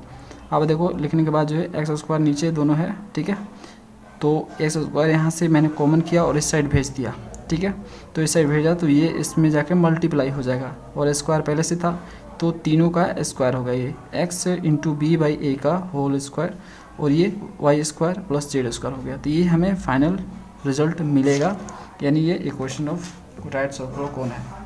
डिटेल वीडियो देखना है कौन पे, तो उसका वीडियो चेक कर लो, डिस्क्रिप्शन में लिंक मिल जाएगा, पूरा प्ले लिस्ट का देख लो। अगला क्वेश्चन है 34, the plane through this point perpendicular to the plane this. तो आपको इक्वेशन ऑफ प्लेन निकालने हैं जो कि इस पॉइंट से पास हो रहे हैं और इस प्लेन के परपेंडिकुलर है। तो देखो, जो गिवन है, गिवन दिया कि ये जो प्लेन है आपका, जो जिसको आपको निकालना है, इस पॉइंट से पास कर रहा दोनों पॉइंट से, और लेट कर लेते हैं ABC है, डायरेक्शन रेशियो इस प्लेन का लेट कर लेते हैं, ठीक है, दिया नहीं है ना, इसको लेट करना पड़ेगा, इसे हमें निकालना है। जब ये निकल जाएगा फाइनली, तो हम जो है इक्वेशन प्लेन निकाल पाएंगे। तो प्लेन पासिंग थ्रू, मान लो कि इस पॉइंट से पास कर रहा है प्लेन, डायरेक्शन उसकी है ABC है, डायरेक्शन रेशियो, तो हम दोनों का यूज़ करके इक्वेशन प्लेन लिख सकते हैं। देखो, यहाँ से x-2 हो गया, इस पॉइंट से पास करता हुआ 2 2 1, तो x-2 y-2 और z-1, और ABC इसके डायरेक्शन रेशियो होगी, दोनों का डॉट इक्वल टू 0 होगा, क्योंकि दोनों परपेंडिकुलर होंगे। मैंने बताया था इक्वेशन प्लेन कैसे निकालते हैं, वो देखा करो, ओके। और कोई समस्या हो तो कमेंट जरूर करना। Plane also passing through this, अब देखो इस पॉइंट से भी प्लेन पास कर रहा है, ये 2 पॉइंट से पास कर रहा है और इससे भी पास कर रहा है, तो 9 3 6 2 2 1 से तो हमने इक्वेशन लिख डाला, और दूसरे से पास कर रहा है, उससे हमें ABC में जो है हमें इक्वेशन मिल जाएगा। तो देखो, x y z की जगह हमें क्या रखने हैं, 9 3 6 रखने हैं। जब इस पॉइंट से पास कर रहा है, दोनों पॉइंट से पास कर रहा है ना, तो इसको भी उसमें इक्वेशन में रखेंगे तो सेटिस्फाई करेगा। तो एक्स वाई जेड की जगह हमने रख दिया 9 3 6, तो रखने के बाद जो है हमें मिला 7ab plus 5c is equal to 0। इसे इक्वेशन 2 बोला, ये जो इक्वेशन आया था इसे इक्वेशन 1 बोला, इसे इक्वेशन 2 बोला। अब एक देखो और चीज़ एक दिया है, प्लेन परपेंडिकुलर गिवन प्लेन, एक प्लेन गिवन है इसमें, उसके परपेंडिकुलर है आपका प्लेन जिससे आप निकालना चाहते हो। तो परपेंडिकुलर है तो फ्रेंड्स इसका जो नॉर्मल होगा दोनों का वो भी परपेंडिकुलर होगा।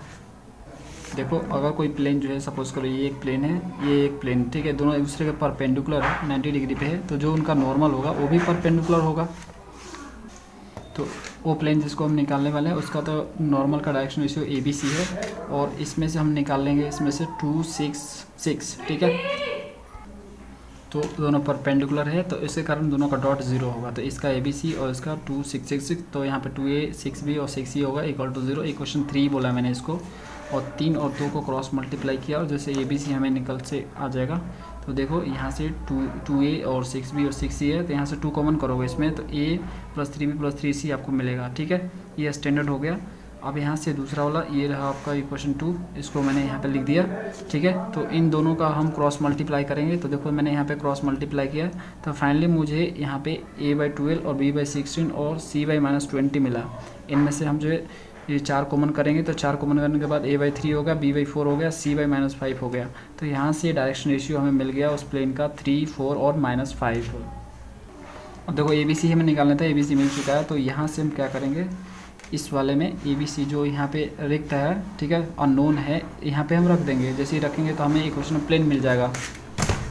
तो देखो मैंने वहीं पे किया है, देखो कर दिया यहाँ पे। तो जहाँ पे ABC है वहाँ पे हमने रख दिया, जो निकाला था 3 4 और -5 आया था उसको मैंने इसमें रख दिया, और इसको मल्टीप्लाई किया और सिंप्लीफाई किया, तो फाइनल हमें ये मिला। और इसको जो है कांस्टेंट जो टर्म है उसको प्लस माइनस किया, तो फाइनल मुझे ये मिला। तो ये हो गया हमारा इक्वेशन ऑफ प्लेन। ये वही प्लेन है जिस जो कंडीशन दिया गया था कि उसी कंडीशन पर निकालिए। 2 पॉइंट से पास कर रहा है और तीसरे प्लेन के परपेंडिकुलर है। अगला क्वेश्चन है फ्रेंड्स 35 वॉल्यूम ऑफ स्फीयर। 10 ये इक्वेशन ऑफ स्फीयर है, इसका हमें वॉल्यूम निकालना है। तो देखो वॉल्यूम ऑफ स्फीयर होता है 4/3 πr³, ये फार्मूला होता है। तो उसके लिए हमें क्या चाहिए, वॉल्यूम निकालने के लिए r चाहिए, यानी रेडियस चाहिए। तो रेडियस निकालने के लिए हम सेंटर निकाल लेंगे इस स्फीयर का। स्फीयर का सेंटर निकालने के लिए जो XYZ का कोफिशिएंट होता है उसको 2 से डिवाइड करते हैं, उसका साइन चेंज कर देते हैं। तो देखो यहाँ पे -4 8 और -2 है, ये -2 नहीं ये वाला, ठीक है ना, 2 और -4 और 8 है। तो इसको 2 से डिवाइड करेंगे और इसका साइन चेंज कर देंगे, तो कुछ इतना आएगा, -1 2 और -4 आएगा। अब रेडियस, तो रेडियस क्या होता है, इन सेंटर का जो पॉइंट्स है उसका स्क्वायर करते हैं, और -d होता है, तो -d। तो d की जगह यहाँ पे क्या है, -2 है, तो यहाँ पे -2 रख देंगे, माइनस माइनस प्लस हो जाएगा, तो +2, और स्क्वायर करेंगे तो कुछ इतना इस तरह से होगा, और इन सबको जोड़ेंगे तो 23 आएगा। तो रेडियस आ गया r = √23 आ गया। अब इसमें रखेंगे ये जो आपका रेडियस है, तो √23 का क्यूब, ओके। अब जो है क्यूब, तो ये हम क्या करेंगे, इसको हम जब करेंगे तो ये 3 बार में मल्टीप्लाई होगा, तो 2 बार में होगा तो एक बाहर हो जाएगा और एक अंदर हो जाएगा, जिसके कारण ये कुछ इस तरह से होगा। और 4/3 उसके बाद जो है ये पाई का मान यहाँ पे लिख देंगे 3.14। फिर जो है 23 का जो है ये आपका वैल्यू है, √23 को स्क्वायर रूट से बाहर निकालेंगे तो कुछ इतना आएगा, ठीक है। कैलकुलेटर का यूज़ करके कैलकुलेट कर लेना। इस टाइप का क्वेश्चन है तो कैलकुलेटर आप यूज़ कर सकते हो। और 4/3 को मैंने यहाँ पे डिवाइड किया तो 1.33 आया। इस तरह से ये आ गया इसका, और ये वाला फिर ये एज इट इज़, उसके बाद ये एज इट इज़, तो तीनों को मल्टीप्लाई किया तो कुछ इतना आया, ठीक है। आंसर आप देखोगे तो आंसर से आपका मैच नहीं करेगा, लेकिन आपका तरीका सही है तो आप अपने पे अटल रहो, ठीक है। तो यही आंसर होगा, राइट आंसर ये है। अगला question 36 angle between the planes. ये 2 प्लेन्स है, इनके बीच का हमें एंगल फाइंड करना। तो देखो ये π1 है, तो यहाँ से n1 निकालेंगे। देखो 2 प्लेन के बीच एंगल का मतलब है कि उनके नॉर्मल के बीच का एंगल, तो इसमें से हम n1 निकालेंगे, यानी जो XYZ का कोफिशिएंट है वही n होता है, नॉर्मल होता है उस प्लेन पे। तो यहाँ से π2 से हम n2 निकालेंगे, इन दोनों को डॉट करेंगे और उनके मैग्नीट्यूड से डिवाइड करेंगे तो हमें एंगल मिलेगा। तो देखो यहाँ पे n1 n2 को डॉट किया, फिर इनके मैग्नीट्यूड से डिवाइड किया, तो इसको जब स्क्वायर करके ऐड किया तो इतना आया 3, और इसको स्क्वायर करके ऐड किया तो इतना 14 आया। तो ये मल्टीप्लाई करेंगे तो 14 तो ये 42 हो जाएगा यहाँ पे, ठीक है। इनको जोड़ेंगे तो 6 आएगा, तो 6/√42 आ जाएगा। तो अल्फ़ा का मान यहाँ से निकल के आएगा cos इनवर्स, ठीक है, cos इनवर्स 6/√42। अगला क्वेश्चन है 37 equation of the cone whose vertex is the origin guiding curve this and this. तो देखो फ्रेंड्स, ये आपका इक्वेशन ऑफ कोन आपको यहाँ फाइंड करने, और जो कोन का जो रहेगा वर्टेक्स वो ओरिजिन रहेगा, और गाइडिंग कर्व ये रहेगा। ये देखो इक्वेशन ऑफ एलिप्सॉइड है और ये प्लेन है। ये प्लेन क्या करेगा, इस एलिप्सॉइड को काटेगा, तो काटेगा तो एक एलिप्स जनरेट होगा वहाँ पे। जब उसको काटेगा ना तो वहाँ पे एक एलिप्स जनरेट होगा, उसी एलिप्स का जो एलिप्स होगा जो वो गाइडिंग कर्व का काम करेगा। और ये जो है वर्टेक्स यहाँ पे ओरिजिन है। अब हम एलिप्स से और ये वर्टेक्स जो भी ओरिजिन है इसकी हेल्प से हम जो है इक्वेशन को निकालेंगे। देखो डायग्राम कुछ इस तरह से इसका होगा। ये रहा एलिप्सॉइड, इसको जब एक प्लेन कट करेगा, सपोज करो यहाँ से कट किया तो यहाँ से एक एलिप्स बना। ओके ये एलिप्स बना और ये रहा इसका वर्टेक्स। ओके इसको आपको मैच करवा देने हैं। तो ये वर्टेक्स का ओरिजिन हो गया 0,0,0 और ये आपका एलिप्स हो गया। और हम इस जनरेटर का इक्वेशन लिखे, ये जनरेटर है दोनों, तो इसका हम अगर इक्वेशन लिखे तो ये क्या होगा, कुछ इस तरह से होगा, पासिंग थ्रू 0,0,0, ठीक है, एनी लाइन थ्रू दिस। तो ये वही लाइन है, जनरेटर ही है। और इसका हम एलिमेंट डायरेक्शन कोसाइन ले लेते हैं। देखो इसका डायरेक्शन क्वेश्चन दिया नहीं है तो हम एलिमेंट इसका डायरेक्शन कोसाइन ले लेते हैं और इक्वल टू आर रिलेट कर लेते हैं। उसके बाद जो एनी पॉइंट ऑन लाइन पे देखा जाए तो उसके लिए हमें क्या करना होगा, x/l इंटू आर करना होगा और यहाँ से एल आर आ जाएगा, फिर यहाँ से y equal to M R आ जाएगा, z equal to N R आ जाएगा। ये रहा वो पॉइंट्स जो कि लाइन पे हो सकता है। तो ये वही पॉइंट्स है, यहाँ पे वो पॉइंट्स होगा जो कि इस एलिप्स पे भी होगा और इस लाइन पे भी होगा, यानी वो कॉमन पॉइंट है ये, ठीक है, दोनों पे है। तो l r m r n r वो पॉइंट्स है, तो ये दोनों पे है तो हम दोनों में इसको रख सकते हैं, दोनों के इक्वेशन में रख सकते हैं ना हम। देखो ये जो देखो फ्रेंड्स, ये जो लाइन है आपका, ये जो लाइन है जनरेटर यहाँ पे कट कर रहा, तो ये एलिप्स है। और एलिप्स जो है, ये एलिप्स जो बना हुआ है इस प्लेन को कट करने से बना हुआ है, एक प्लेन है, ठीक है, ये प्लेन को कट करने से बना है। तो ऑफकोर्स इस प्लेन पे भी वो पॉइंट होगा कि नहीं होगा। इस प्लेन के एलिप्सॉइड को इस प्लेन ने कट किया तो एलिप्स यहाँ पे बना, तो ऑफकोर्स ये जो प्लेन क्या होगा, वो जो पॉइंट है वो उस प्लेन पे भी होगा, क्योंकि वो पॉइंट एलिप्स पे है तो ऑफकोर्स उस प्लेन पे भी होगा। तो ये जो पॉइंट है हम इक्वेशन ऑफ प्लेन में भी रखेंगे और इस एलिप्सॉइड में भी रखेंगे। तो पहले हम एलिप्सॉइड में रखते हैं, जहाँ पे XYZ है वहाँ पे हम LR MR और NR रखेंगे, और यहाँ पे भी हम XYZ है तो यहाँ पे भी LR MR और NR रखेंगे। तो देखो मैंने यहाँ पे रख दिया, एलिप्सॉइड में मैंने रख दिया जहाँ पे XYZ है, तो रखा, स्क्वायर था तो स्क्वायर हो गया इसके कारण, तो इसे इक्वेशन 1 बोल दिया। ये इक्वेशन ऑफ प्लेन है, इसमें मैंने XYZ की जगह LR MR और NR रख दिया और यहाँ से R कॉमन किया, दोनों साइड स्क्वायर, ये दोनों साइड स्क्वायर कर दिया, ठीक है। तो जब दोनों साइड में स्क्वायर करूँगा तो इधर R स्क्वायर हो जाएगा और इधर भी स्क्वायर हो जाएगा आपका, L + M + N का स्क्वायर हो जाएगा। 1 का स्क्वायर 1 ही होता है तो 1 लिखो, ठीक है, कोई दिक्कत ना। तो इक्वेशन 2, अब इक्वेशन 1 को इक्वेशन 2 से डिवाइड करेंगे, यानी 1 डिवाइडेड बाई 2। तो जब देखो इक्वेशन 1 ऊपर है, इक्वेशन 2 नीचे है, डिवाइड कर दिया, दोनों में R स्क्वायर, दोनों R स्क्वायर कट गया, ये आपका हो गया ऊपर और ये नीचे हो गया। अब इसको आप क्रॉस मल्टीप्लाई कर दो इधर से, ठीक है। जैसे क्रॉस मल्टीप्लाई करोगे तो फाइनली आपको एलिमेंट के फॉर्म में मिलेगा, इस तरह से कुछ एलिमेंट फॉर्म मिले। देखो XYZ है यहाँ पे मैंने लिखा हुआ, डायरेक्ट आंसर लिख दिया, तो एलिमेंट के फॉर्म में आपको मिलेगा, ठीक है। आंसर फ्रेंड्स यहीं तक है, इसलिए आप इसको डायरेक्ट लिख सकते हो। अगर आप फर्दर उसको सिंप्लीफाई करना चाहो ना तो इतना सिंप्लीफाई कर लेना, ठीक है, इसका स्क्वायर कर लेना, ठीक है। उसको करने के बाद जो क्रॉस मल्टीप्लाई करना, बहुत से लेंदी करने के बाद सिंप्लीफिकेशन आपको फाइनली ऐसा मिलेगा। और एलिमेंट को आपको एलिमिनेट करने हैं, XYZ के टर्म में लाना है, क्योंकि इक्वेशन जो होता है वेरिएबल के टर्म में होता है जो कि XYZ है आपका। तो उसको एलिमेंट करने के लिए L के जगह X रखना, M के जगह Y और N के जगह Z। तो जैसे ही रखोगे तो फाइनली आपको ये मिलेगा। लेकिन आंसर में ये नहीं दिया, देखो ये भी राइट आंसर है, मतलब ये भी आंसर है उसका, ठीक है, लेकिन ये आफ्टर सिंप्लीफिकेशन है। इसने आंसर में क्या दिया, इतना के बाद ही आंसर लिख दिया, मतलब यहाँ पे है डिवाइड किया, डिवाइड करने के बाद क्रॉस मल्टीप्लाई किया, उसके बाद आंसर लिख दिया इन लोगों ने। तो आपको यहीं तो करना है, मैंने यहाँ पे पूरा कर दिया ये पार्ट। अगर चाहो तो आप ये पार्ट नहीं लिखो, आपको करना है इसको डिवाइड करना है, डिवाइड करने पर क्रॉस मल्टीप्लाई करना है, और जहाँ पे एलिमेंट है उसके जगह XYZ आपको करने हैं, तो फाइनली आपको ये मिल जाएगा और यही आपका आंसर है। बुक में यही आंसर दिया है। अब नेक्स्ट क्वेश्चन है 38, any 2 points on this line other than 1 2 3। तो फ्रेंड्स ये इक्वेशन ऑफ लाइन है और आपको बोल रहा है कि इस पर आप 2 पॉइंट्स हमें लिख के दिखाओ, और लेकिन आपको 1 2 3 नहीं लेने हैं। देखो 1 2 3, 1 2 3 इसमें पहले से दिया हुआ है, इसलिए बोल रहा है कि इसको छोड़ के 2 पॉइंट्स इस लाइन पे हमें दिखाओ। तो देखो फ्रेंड्स ये डिटेल से समझो इसको, बहुत इंपॉर्टेंट क्वेश्चन है। ये क्वेश्चन ऑफ लाइन आपका गिवन है इस तरह से, और एक पॉइंट देखो 1 2 और 3 से पास हो रहा है जो कि ए है, हमें 2 पॉइंट्स निकालने हैं। सपोज करो पॉइंट्स दूसरा वाला बी है और तीसरा वाला सी है, और ये दोनों अननोन है, इसके कारण हम यहाँ पर लिख रहे हैं इसको पी क्यू आर। इसका ले लेते हैं बी का, और सी का जो है हम ले लेते हैं पी डैश क्यू डैश और आर डैश। ठीक है, ये हम कोऑर्डिनेट ले लेते हैं। देखो इस लाइन का जो है डायरेक्शन रेशियो जो है यहाँ पे दे रखा है 2 3 4, यहाँ से निकालेंगे 2 3 4। ओके, अब हमें चाहिए, हमें क्या चाहिए, हमें चाहिए बी पॉइंट्स और सी पॉइंट्स चाहिए। तो देखो हमें बी पॉइंट चाहिए, तो बी निकालने के लिए हम इसको कुछ इस तरह से लिख सकते हैं, a b equal to direction ratio of line, ये लिख सकते हैं। देखो ये आपका क्या है, ये जो होता है नीचे वाला जो होता है डायरेक्शन रेशियो होता है लाइन का। ठीक है, यानी 2 पॉइंट्स का डिफरेंस होता है, तो 2 पॉइंट्स का डिफरेंस ही होता है, मतलब डायरेक्शन को डिनोट करता है।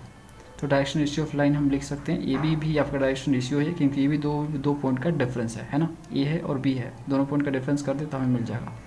तो देखो ये इसका पी क्यू आर है कोऑर्डिनेट, इसका 1 2 3 है, तो यहाँ से लिख सकते हैं p-1, देखो p-1 q-2 और r-3, तो दूसरा हो जाएगा q-2 और r-3, ये कोऑर्डिनेट हो गया। और डायरेक्शन रेशियो ऑफ लाइन क्या दिया है, 2 3 और 4 दिया है ना। अब इनको कंपेरिजन कर लो, x वाला के साथ, y वाला y के साथ, z वाला z के साथ, तो p-1 इक्वल टू 2, तब p इक्वल टू आपका 3 आ गया। ओके, और q-2 इक्वल टू 3, तो q इक्वल टू क्या आ गया, इधर जाएगा तो ये हो जाएगा, क्या हो जाएगा, ये 5 हो जाएगा। और सेम थिंग यहाँ पे r-3 है इक्वल टू 4 है, ये 4, तो r इक्वल टू इधर जाएगा तो हो जाएगा ये 7 हो जाएगा। तो हमें पी क्यू आर जो मिल गया, क्या मिल गया, हमें मिल गया 3 5 7। तो इसकी जगह हम क्या लिख सकते हैं, बी की जगह, बी पॉइंट्स है हमारा 3 5 7। अब सेम थिंग जो है हम क्यू वाले से निकाल लेंगे, तो उसके लिए हम क्या लेंगे, बी सी लेंगे। ठीक है, तो बी सी भी क्या है, बी सी इक्वल टू भी हम ये लिख सकते हैं, डायरेक्शन रेशियो ऑफ लाइन लिख सकते हैं। तो जो बी सी हम कैसे लिखेंगे, तो देखो बी पॉइंट तो दिया है 3 5 7 अभी निकाला, और q p dash q dash r dash, तो यहाँ से हम लिख देंगे, क्या लिखेंगे बताओ, पी डैश -3, ठीक है ना, 3 आया 3, इसको एक साथ लिखते हैं। तो देखो पी डैश -3, अरे यार बार बार राउंड हो जा रहा है। तो देखो पी डैश -3 कोमा, उसके बाद जो क्यू डैश -5, और ये देखो हमारा जो ना p dash q dash r dash क्या हो जाएगा, आर डैश -5, 5 कैसे हो गया 7, ठीक है 7 हो गया। और इक्वल टू आपका क्या दिया है, direction ratio of line 2 3 4। Okay, अब यहाँ से हम इक्वेट कर देंगे, तो p डैश -3 इक्वल टू 2, तो p डैश इक्वल टू आपका 5 आ गया। Same q dash -5 equal to 3, तो q डैश इक्वल टू आपका 8 आ गया।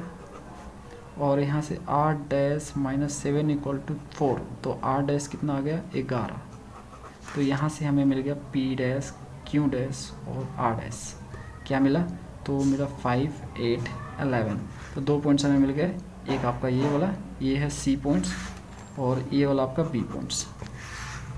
इस तरह से आप अनलिमिटेड पॉइंट्स निकाल सकते हो लाइन पे। अगला क्वेश्चन है 39, equation of the line joining the points. अब बोला 2 पॉइंट्स हम दिए हैं, इन 2 पॉइंट से जो लाइन बन रहा है उसका इक्वेशन लिखो। तो देखो ए पॉइंट से ए और this is the points b, तो ये जो लाइंस बन रहे हैं इसका इक्वेशन हमें लिखना है। तो देखो इसमें से कोई भी पॉइंट्स ले लेंगे जिससे वो पास कर रहा है लाइन, और इसका डायरेक्शन रेशियो निकाल लेंगे, जिससे ए बी निकाल लेंगे। तो जब ए बी निकालेंगे तो बी में से ए को घटाना पड़ेगा, तो 2 में से 1 जाएगा 1, और उसके बाद 1 में से 2 जाएगा तो -1, और -3 में से 3 जाएगा तो ये हो जाएगा -6, है ना। तो ये हमें ए बी मिल चुका है, यानी डायरेक्शन रेशियो ऑफ लाइन मिल चुका है। और पासिंग थ्रू 1 2 3, तो लिख देंगे x -1 डिवाइड बाई क्या हो जाएगा 1, और ये y -2 डिवाइड बाई -1, और z -3 डिवाइड बाई -6। अब क्या करो, माइनस से मल्टीप्लाई कर दो इनमें, जिससे ये माइनस गायब हो जाए। तो माइनस से मल्टीप्लाई कर दो तो कुछ इस तरह से हो जाएगा, ये इसमें माइनस लग जाएगा और ये हो जाएगा माइनस गायब, तो y -2 हो जाएगा ये, और ये माइनस गायब होता तो ये z -3 हो जाएगा डिवाइडेड बाई 6 होगा।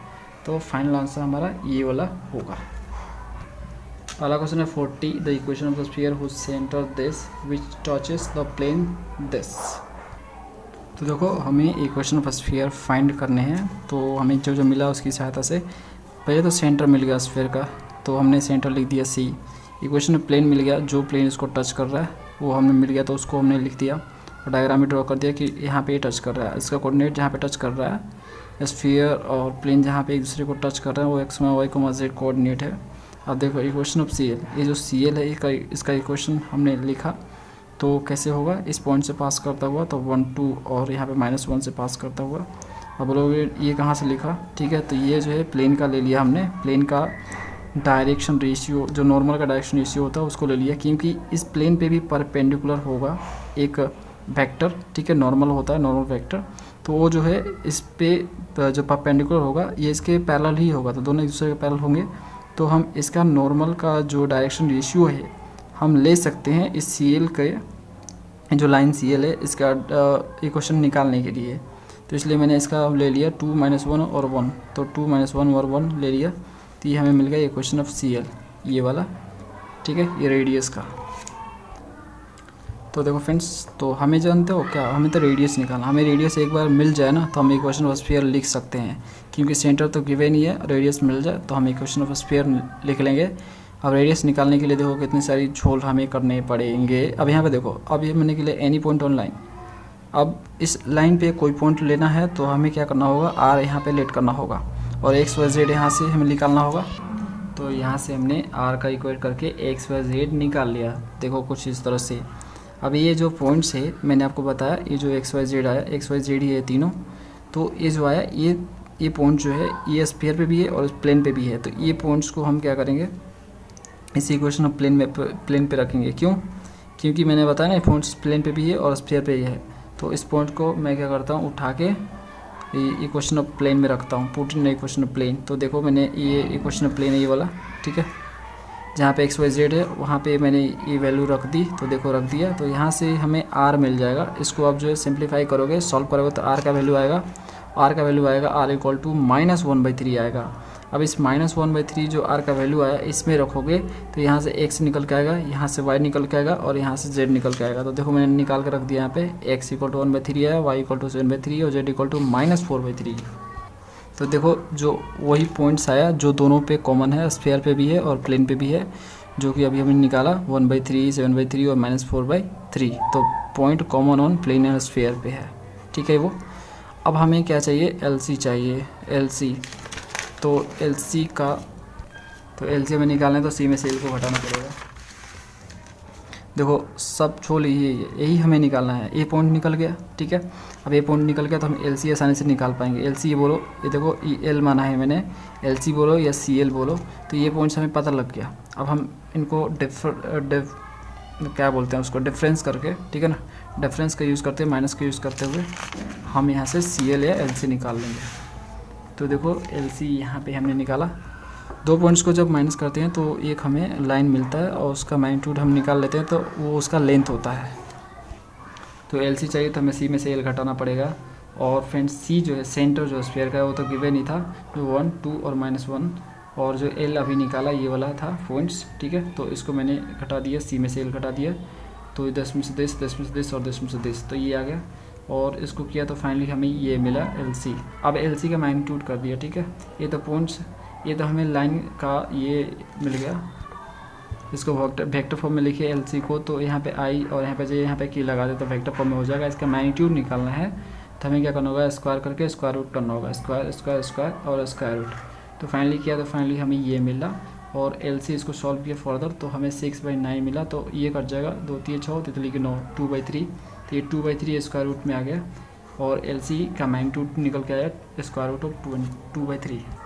अब देखो ये सब कुछ इसी को निकालने के लिए किया जा रहा था, तो हमें फाइनली ये मिल गया। अब हम इसको क्या करेंगे, इक्वेशन ऑफ स्फीयर में यूज़ करेंगे।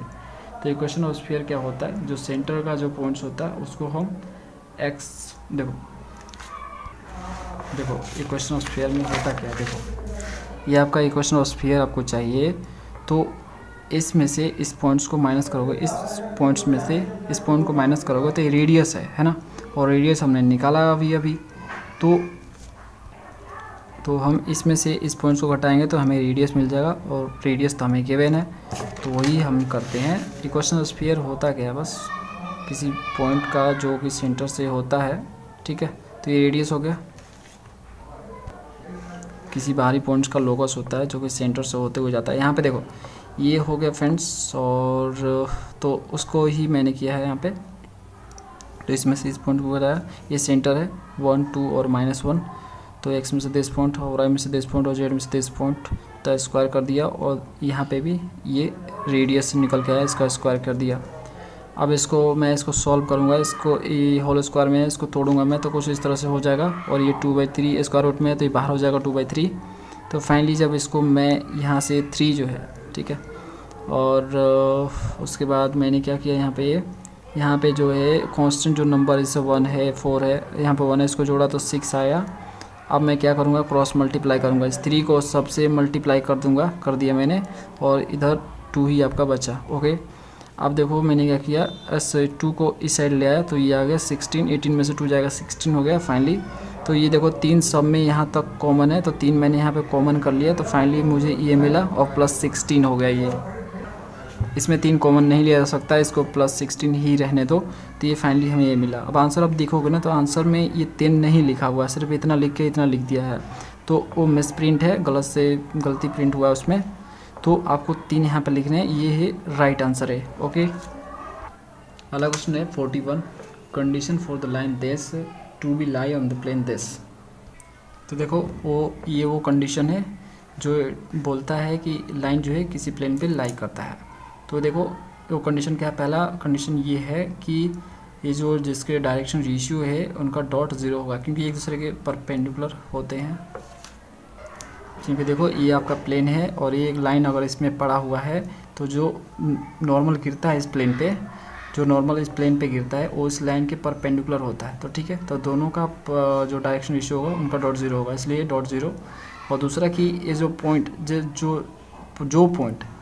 जो पॉइंट इस लाइन पे मान लो कि ये पॉइंट इस लाइन पे है, तो इस प्लेन पे भी होगा, तो x1 y1 z1 जो है इस लाइन पे पॉइंट है, तो ऑफकोर्स वो प्लेन पे भी होगा, इसलिए x y z की जगह में x1 y1 और z1 भी रखेंगे, तो वो जो है सेटिस्फाई करेगा। तो ये 2 कंडीशन फुलफिल होने चाहिए किसी भी लाइन को किसी प्लेन में लाई करने के लिए। अगला क्वेश्चन है 42, डिस्टेंस बिटवीन 2 प्लेन, 2 प्लेन दिया है, इसके बीच का डिस्टेंस हमें फाइंड करने हैं। याद रहे पैरेलल होंगे प्लेन तभी डिस्टेंस फाइंड होते हैं। देखो ये वही प्लेन है जो क्वेश्चन में दिए हुए हैं, ठीक है। तो ये π1 है, ये π2 है, तो बोले ना दोनों पैरेलल होना ज़रूरी है। तो देखो पैरेलल है दोनों, क्यों? क्योंकि इसमें अब देखो मैं 2 कॉमन करूँगा ना, इसमें अगर मैं इसमें 2 कॉमन कर लूँ π2 से, तो ये हो जाएगा 4x, ये आपका हो जाएगा 3y, और ये हो जाएगा z, ये हो जाएगा 6 = 0। तो जो x y z का कोफिशिएंट है वो सेम होना चाहिए, तभी पैरेलल होता है प्लेन। अब हम डिस्टेंस निकाल सकते हैं प्लेन के बीच, तो ये रहा वो प्लेन, ठीक है, ये पैरेलल है, इनके बीच जो d डिस्टेंस है उसे हम फाइंड करेंगे। उसके लिए हम क्या करेंगे, उसके लिए हमें क्या करना होता है, d2 में से d1, ये फार्मूला होता है d2 में से d1, और a² जो उनका नॉर्मल होता है, मतलब जो उन पे नॉर्मल गिरता है, सपोज को नॉर्मल n है वो, तो इस पे जो नॉर्मल गिरेगा वो उस पर भी गिरेगा, दोनों का नॉर्मल सेम होता है।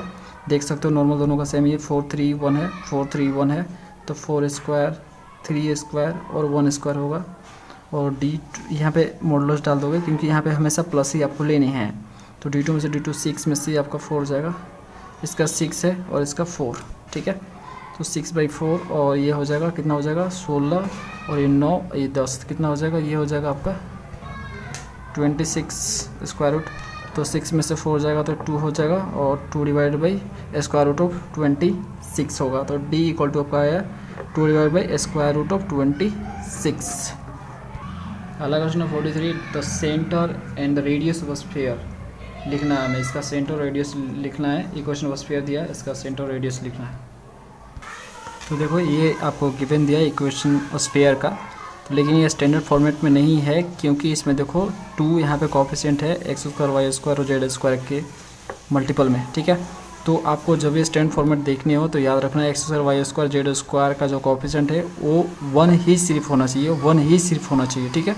तो उसके लिए मैंने क्या किया, 2 से डिवाइड कर दिया पूरे इक्वेशन को। तो डिवाइड करने के बाद फाइनली मुझे ये मिला, ये 1 है तो ये 1/2 हो गया, फाइनली ये हो गया। अब यहाँ से हम सेंटर निकाल लेंगे स्फीयर का। तो सेंटर स्फीयर का निकालने के लिए जो एक्स वाई और जेड का जो कोफिशिएंट होता है, देखो एक्स वाई और जेड का जो कोफिशिएंट होता है उसे हम 2 से डिवाइड करते हैं और उसका साइन चेंज कर देते हैं। प्लस है तो माइनस, माइनस है तो प्लस। तो देखो यहाँ पे -3 है, 4 है और -2 है, तो 2 से डिवाइड किया और साइन चेंज किया तो फाइनली मुझे ये मिला।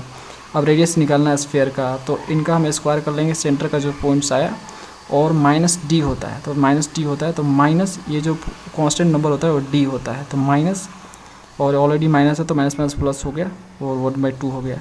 तो जब इसको स्क्वायर किया, ठीक है ना, तो फाइनली मुझे ये मिला और इनको ऐड करने के बाद फाइनली मुझे 43/4 मिला और यही हमारा रेडियस है। तो radius equal to square root of 43 divide by 2। अगर आप इसको आंसर से मैच करने जाओ तो मैच नहीं करेगा, तो आंसर वो गलत दिया है, राइट आंसर यही है। अगला 44, द रेडियस ऑफ सर्कल 23, ये कर दिया क्या, नहीं, रेडियस ऑफ सर्कल 23 और ये आपका प्लेन का इक्वेशन है। तो यहाँ पे आपको सर्कल का रेडियस निकालने हैं। ये देखो इक्वेशन ऑफ स्फीयर है और प्लेन का इक्वेशन है। ये प्लेन इस स्फीयर को काटेगा तो एक रेडियस बनेगा, उसका हमें रेडियस चाहिए। अब देखो इसमें ऐसा कुछ नहीं लिखा है कि ये ग्रेट सर्कल है या कुछ और है, तो लेकिन हमें ग्रेट सर्कल का केस मानेंगे। जब ये प्लेन इसको कट कर रहा है तो मान के चल रहे हैं कि सेंटर से कट कर रहा है इसको, जिस कारण ग्रेट सर्कल का केस बन रहा है और ग्रेट सर्कल का हमें रेडियस चाहिए। तो देखो भाई फिर से बड़ा आ गया यार। देखो 44, ये देखो ये है आपका ये क्वेश्चन ऑफ स्फीयर और ये प्लेन है, उसको काटेगा कुछ इस तरह से। अब इसको काटेगा यहाँ पे सब, ये देखो सेंटर से मैंने बोला ना ग्रेट सर्कल का केस लेंगे, तो सेंटर से ही काटो इसको। जब इसको काटेगा यहाँ पे तो यहाँ से एक सर्कल बनेगा और इसी सर्कल का हमें रेडियस चाहिए। तो करते हैं उसको निकालने के लिए बहुत लंबा मेथड है। अगर आपको कोई आसान मेथड आता है तो कमेंट करो। तो देखो ये सर्कल आपका बना, उसके लिए हम क्या करेंगे, इस स्फीयर को इस प्लेन से हम क्या कर देंगे, ऐड कर देंगे लैम्डा टाइम्स में। तो लैम्डा टाइम्स में इस प्लेन को मैंने यहाँ पे ऐड कर दिया। अब उसके बाद जो है इसको लैम्डा को मल्टीप्लाई किया। मल्टीप्लाई करने के बाद जो एक्स वाई और जो जेड का टर्म था उसको मैंने अरेंज किया। तो देखो यहाँ पे एक्स का जो टर्म था उसको अरेंज किया, तो x यहाँ पे लैम्डा x हो गया ना, यहाँ पे लैम्डा x हो गया, ये -2x है तो x कॉमन कर लिया तो सिंपली लैम्डा -2 मिल गया यहाँ पे और इंटू x मिल गया। सेम y के साथ भी किया, z वाला तो एक ही है क्योंकि z इसमें है, इसमें तो z है ये नहीं है, तो इसको लिखा और जो कांस्टेंट नंबर है उसको लास्ट में लिख दिया। अब देखो ये जो नया स्फीयर बना, ये इक्वेशन जो बना इसका नया वाला स्फीयर का, इसका सेंटर निकालेंगे। तो जो एक्स वाई जेड का कोफिशिएंट है, एक्स वाई और जेड का जो कोफिशिएंट है उसको 2 से डिवाइड करके साइन चेंज कर देंगे। तो देखो इसको मैंने इसको 2 से डिवाइड करके साइन चेंज किया तो फाइनली मुझे ये मिला। अब इसे इक्वेशन ऑफ प्लेन में रखेंगे, क्यों, क्योंकि जो प्लेन जब इसको कट कर रहा है तो जैसे ही कट कर रहा है तो ये सेंटर जो है उस प्लेन पे भी है और वो नए वाले स्फीयर पे भी है, तो दोनों पे है, तो हम इक्वेशन ऑफ प्लेन में हम इस पॉइंट को रख सकते हैं। तो देखो रखा मैंने, ये रहा इक्वेशन ऑफ प्लेन। तो इसमें जैसे ही इस पॉइंट्स को मैंने पुट किया, फाइनली जहाँ पे एक्स वाई जेड है उसकी जगह ये वाला वैल्यू रखूँगा मैं, तो रख दिया यहाँ पे। तो रखने के बाद हमें यहाँ से लैम्डा का वैल्यू मिलेगा, लैम्डा इक्वल टू -9/5 सॉल्व करने के बाद। अब हमें क्या करेंगे, इसे लैम्डा का जैसी वैल्यू मिल जाएगा तो हम सेंटर निकालेंगे नए वाला स्फीयर का। अब देखो ये लैम्डा का वैल्यू जो है -9/5 इसमें रखेंगे, ठीक है, तो इससे हमें सेंटर पर स्फीयर मिल जाएगा नए वाले का, न्यू। तो देखो जैसे ही मैंने रखा तो मुझे वो सेंटर मिल गया, 19/10 आएगा, 19/5 और 9/5 आ गया। ओके, ये हमें सेंटर मिल गया नए वाले का, नए वाला स्फीयर का। अब ये देखो, अब इसे मैंने पुट किया कहाँ पे, इक्वेशन ऑफ स्फीयर में, न्यू वाले जो स्फीयर का इक्वेशन है ये वाला, ठीक है ना, इसमें लैम्डा है ना, ये लैम्डा। अब इसको मैंने रिप्लेस कर दिया किससे, कहाँ गया, -9/5 से रखो। देखो -9/5 यहाँ पे रखो, नहीं तो आप जो है ये वाला वैल्यू रखो सेंटर का। तो आप जो है ये सब मत रखो, आप डायरेक्ट जो है ये वैल्यू रखो जो लैम्डा का वैल्यू आया था ना -9/5, क्योंकि उस इक्वेशन में लैम्डा ही अननोन है सिर्फ, तो उसको ही आप रखो। तो जैसे ही आप इसको रखोगे ना न्यू वाले स्फीयर में तो ये आएगा कुछ इस तरह से, आप देखो इस तरह से आएगा और इसको अंदर जाके मल्टीप्लाई करो, ठीक है। तो फाइनली जब मल्टीप्लाई करोगे तो कैसे करोगे आप, तो देखो ऐसे कर लो, इस -9 को अंदर मल्टीप्लाई करो और 5 जो है ना क्रॉस मल्टीप्लाई होने के कारण इनसे मल्टीप्लाई हो जाएगा, इन सब से, ठीक है, 5 इन सब से हो जाएगा और -9 इन सब से। तो करने के बाद फाइनली आपको ये मिलेगा। तो ये सिंपली ये सिंप्लीफिकेशन है, ये तो आप कर ही सकते हो भाई लोग। तो इसके बाद जो देखो F5 से किया और यहाँ से जो कांस्टेंट नंबर है उसको प्लस माइनस किया तो यहाँ पे 80 आ गया और XYZ को अरेंज कर दिया, ठीक है। और उसके बाद जो है देखो ये स्टैंडर्ड फॉर्मेट में नहीं है इक्वेशन ऑफ स्फीयर, क्योंकि यहाँ से 5 मल्टीपल है XYZ में, तो कोफिशिएंट हमेशा XYZ का 1 ही होना चाहिए। तो यहाँ पे 5 है, इसलिए हम इसको हटाने के लिए 5 से पूरे में डिवाइड करेंगे। जैसे पूरे में 5 से डिवाइड करेंगे तो फाइनली हमें ये मिलेगा, आप देख सकते हो। ओके, अब जो इक्वेशन हमें मिला स्फीयर का वो स्टैंडर्ड फॉर्मेट में मिला, तो ये हमें मिला। अब यहाँ से हम रेडियस निकालेंगे, तो रेडियस निकालने के लिए जो सेंटर का पॉइंट होता है उसका स्क्वायर करते हैं और जो डी होता है उसका यूज़ करते हैं, तो -t होता है। तो देखो ये प्लस है तो माइनस, ये 16 उतार दिया डी। तो ये देखो पॉइंट्स हमारा था सेंटर का 19/10, 19/5 और 9/5। तो ये किया, स्क्वायर कर दिया मैंने और -t। तो जब स्क्वायर किया तो फाइनली मुझे ये मिला। और उसके बाद जो है ये यहाँ से मैंने देखो इन सब में 5 रखा हुआ था तो 5 मैंने कॉमन कर लिया और बाहर कर दिया। तो जैसे ही बाहर किया, ठीक है, तो यहाँ से यहाँ पे 2 बचेगा, 2 का स्क्वायर 4 हो जाएगा। और यहाँ पे मैंने अगर 5 कॉमन लिया तो देखो 5 बाहर निकला है, तो एक्चुअल में अंदर क्या था, ये 25 था, ठीक है। तो 25 और 16 से मल्टीप्लाई होगा तो ये 400 हो जाएगा। ये सिंप्लीफिकेशन है यार, ये तो कर ही सकते हो, सिंप्लीफिकेशन है। तो ये हो गया ओके। तो 361/4 हो गया और इन सब को प्लस माइनस किया तो 42। उसके बाद जो इनका हम जो सिंप्लीफिकेशन करेंगे फाइनली, तो हमें फाइनली ये मिलेगा। और इसको करने के बाद ये 529 मिल जाएगा और 4 बाहर निकलेगा तो 2 बाहर निकलेगा सिर्फ। 4 अगर बाहर जाना चाहता है तो 2 जाएगा बाहर सिर्फ, तो ये हो जाएगा 1/10 और 529 जो है 23 का स्क्वायर रूट है, ठीक है। तो 23 का स्क्वायर करेंगे तो 529 आएगा, यानी 529 23 का स्क्वायर रूट है, तो 23/10 हो गया। और इसको डिवाइड करेंगे 2.3 आएगा। तो रेडियस हमें मिला 2.3 इतना लंबे अरसे के बाद। तो फ्रेंड्स ये तो ऑब्जेक्टिव हो ही नहीं सकता। अगर इस टाइप का क्वेश्चन ऑब्जेक्टिव में आए तो भैया। फ्रेंड्स अगला क्वेश्चन है 45 symmetric form of the line this of this. तो ये आपको ये इस 2 इक्वेशन दिए हैं, इनसे आपको सिमेट्रिक फॉर्म ऑफ लाइन ले आने हैं। तो ये same to same question solve है ऑलरेडी एग्जांपल में, मैं आपको दिखा देता हूँ। देखो पेज नंबर जब आप 103, कहाँ गया पेज नंबर, ये पेज नंबर 103 जब ओपन करोगे BSV वाला बुक का, तो आपको जो प्रॉब्लम मिलेगा ये देखो, ये वाला एग्जांपल मिलेगा 3.35। इसमें देखोगे सेम टू सेम क्वेश्चन है, इसको सॉल्व इन लोगों ने किया है और आंसर लाया हुआ है। तो देख सकते हो यही उसका आंसर है फाइनल। तो इसको देख लो आप और छाप लो। और डिटेल जानना है तो इक्वेशन ऑफ स्ट्रेट लाइन वाला मेरा वीडियो देखो, यूट्यूब कर लो, सर्च कर लो। अगला जो क्वेश्चन है 46, the equation of this represent, ये किसको represent. Question number 46, the equation y² = 4z - 8 represents a. तो ये पूछ रहा है कि जो इक्वेशन लिखे हुए हैं ये किसको रिप्रेजेंट कर रहा है। तो ये फ्रेंड्स पैराबोलिक सिलेंडर को रिप्रेजेंट कर रहा है। डिटेल जानना है तो मैंने प्रॉब्लम 3.16 में बताया हुआ है। ये देखो 6 नंबर जो क्वेश्चन है आपका एग्जैक्ट सेम क्वेश्चन है। ज़्यादा जानना है तो इस वीडियो को देखो। अगला क्वेश्चन है 47, this equation this represent a. अब ये बोल रहा है कि ये इक्वेशन किसको रिप्रेजेंट्स कर रहा है, तो इसको रीअरेंज करते हैं और सही फॉर्मेट में लाते हैं। तो x² / 1 + y² / 1 और इसको जो है इस साइड ले जाओ तो माइनस हो जाएगा, ये प्लस है तो z² / 4 = इधर -1 बचेगा। तो ये देखो ये इक्वेशन आपको मैच करेगा। तो ये जो इक्वेशन निकल के आया है ये बिल्कुल मैच करेगा इसके जैसा, हाइपरबोलॉइड ऑफ 2 सीड्स। ये देखो सेम टू सेम, तो ये लिख देना वहाँ पे हाइपरबोलॉइड ऑफ 2 सीड्स, बिल्कुल मैचिंग है। अगला क्वेश्चन है 48, angle between the lines which direction ratio are this on this. तो यहाँ पे आपका 2 लाइंस का डायरेक्शन रेशियो दे रखा है, बोल रहा है कि उनके बीच का एंगल क्या है। तो देखो दोनों लाइनों का डायरेक्शन रेशियो दे रखा है, तो बस कुछ नहीं करना। मान लो कि दोनों के बीच लाइनों के बीच अल्फा एंगल बन रहा है, तो बस डायरेक्शन रेशियो दे दोनों का डॉट करके उनके मैग्नीट्यूड से डिवाइड कर देंगे। तो 1 × -1 हो जाएगा, 2 × 1 आपका हो जाएगा 2 और 3 × 2 आपका हो जाएगा यहाँ पे 6। इसका मैग्नीट्यूड तो 1 का स्क्वायर, 2 का स्क्वायर, 3 का स्क्वायर। इसका मैग्नीट्यूड तो -1 का स्क्वायर, 1 का स्क्वायर और 2 का स्क्वायर। क्या हो जाएगा बताओ।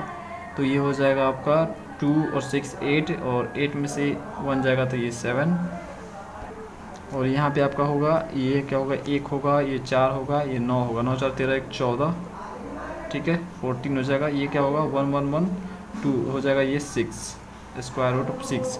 दोनों को मल्टीप्लाई करो तो ये हो जाएगा ये 14 × 84 84, तो हमारा अल्फ़ा डायरेक्ट लिखते हैं, तो alpha equal to cos inverse 7 divided by 84, ये हमारा एंगल होगा। अगला क्वेश्चन है 49 intercepts of plane this on the coordinate axis are. तो ये बोल रहा है कि इक्वेशन ऑफ प्लेन हम आपको दे रहे हैं, बताइए कि इसका जो कोऑर्डिनेट एक्सिस है वो कहाँ कहाँ पे कट कर रहा है, मतलब ये प्लेन जो है कोऑर्डिनेट एक्सिस पे कहाँ कहाँ कट कर रहा है, किस पॉइंट पे कट कर रहा है। तो उसके लिए इसमें 3 वेरिएबल दिया है, तो 2 वेरिएबल को आप 0 रखो, अपने आप आ जाएगा एक।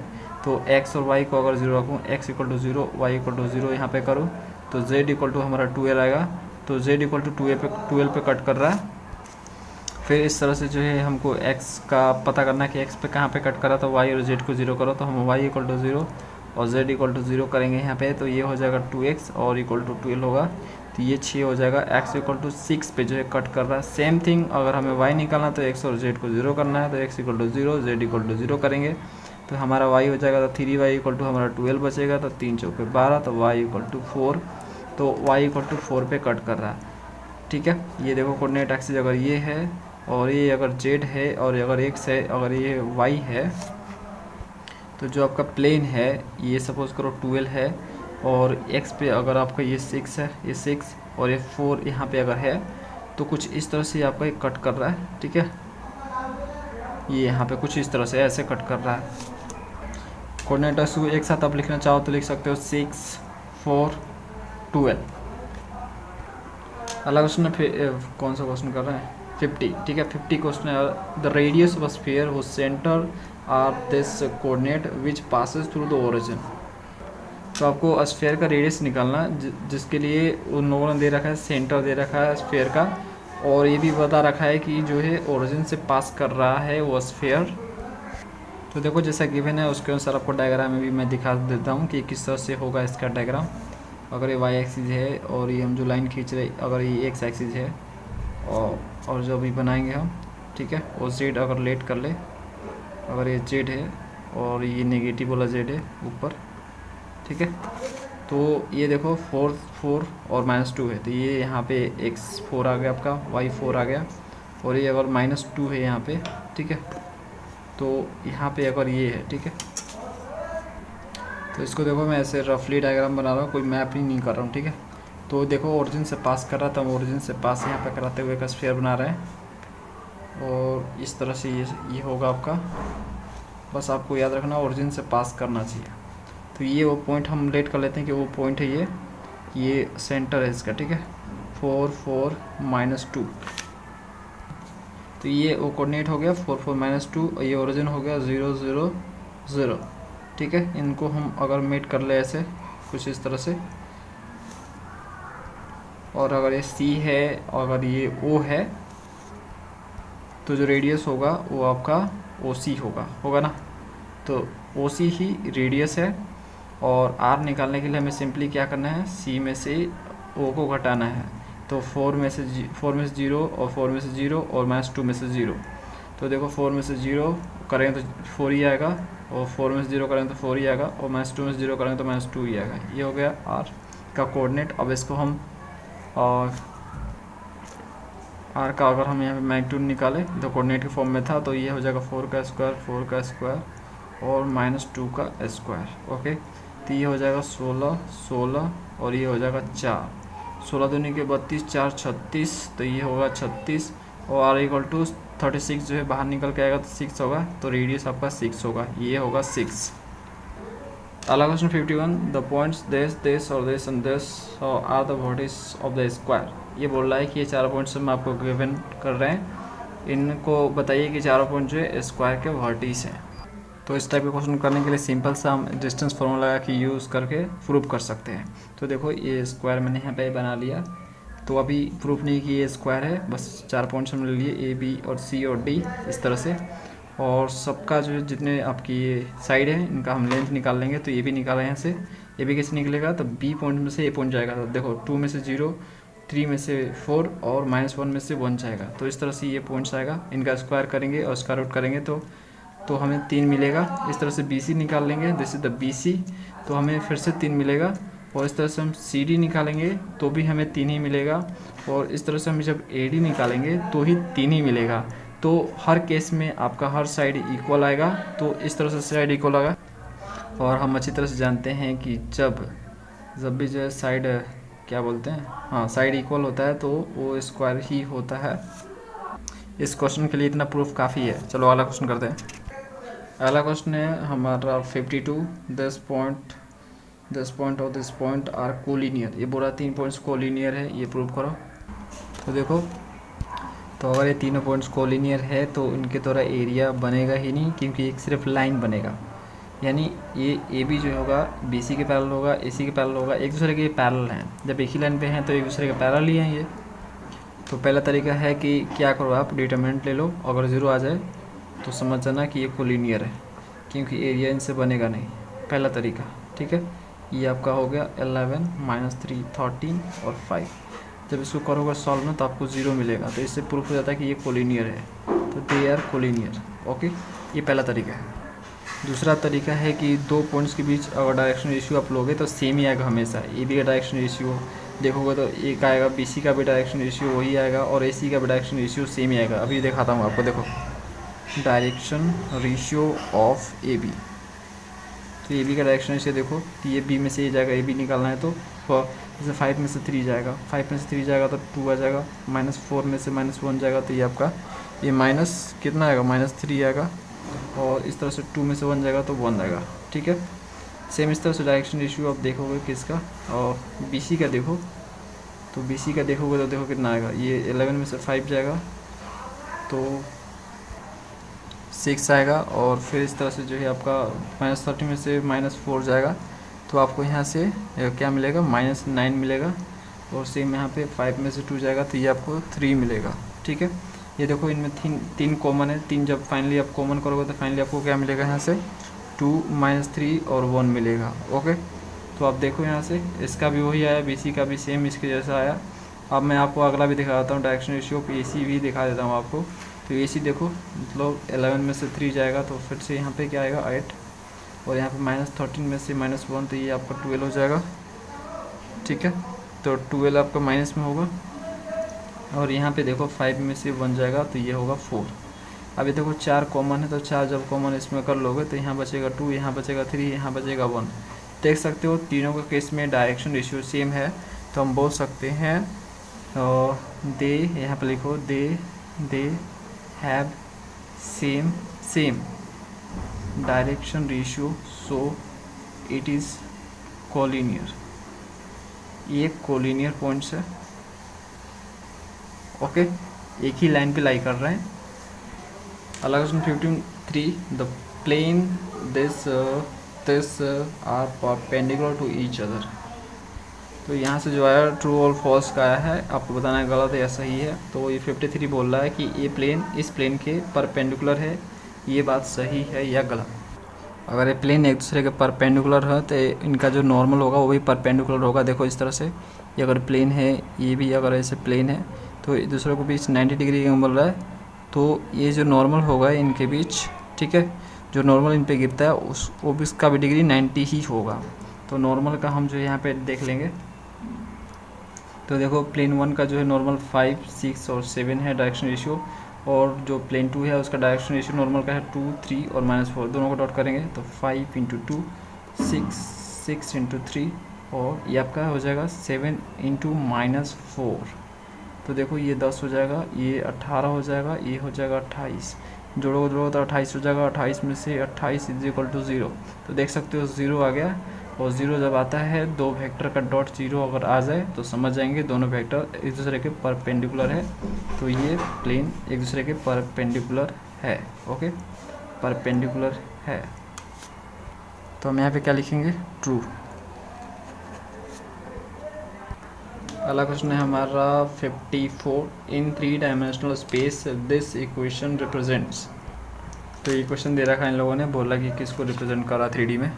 तो ये वो इक्वेशन है, 144 में सबसे डिवाइड कर दो, तो इसमें जब 144 से डिवाइड करोगे 144, और इसमें आप जो है 144 से डिवाइड करोगे, ओके 144, तो ये कट जाएगा, और ये भी कटेगा आपका, ये भी कटेगा, तो ये जब कटेगा तो यहाँ पे आएगा आपका 16, ये कटेगा तो 9 आएगा, तो ये हो जाएगा x² / 16, y² डिवाइडेड बाई 9, ख़त्म हो गया क्या पेन, तो इसको ढंग से लिख लेते हैं 1।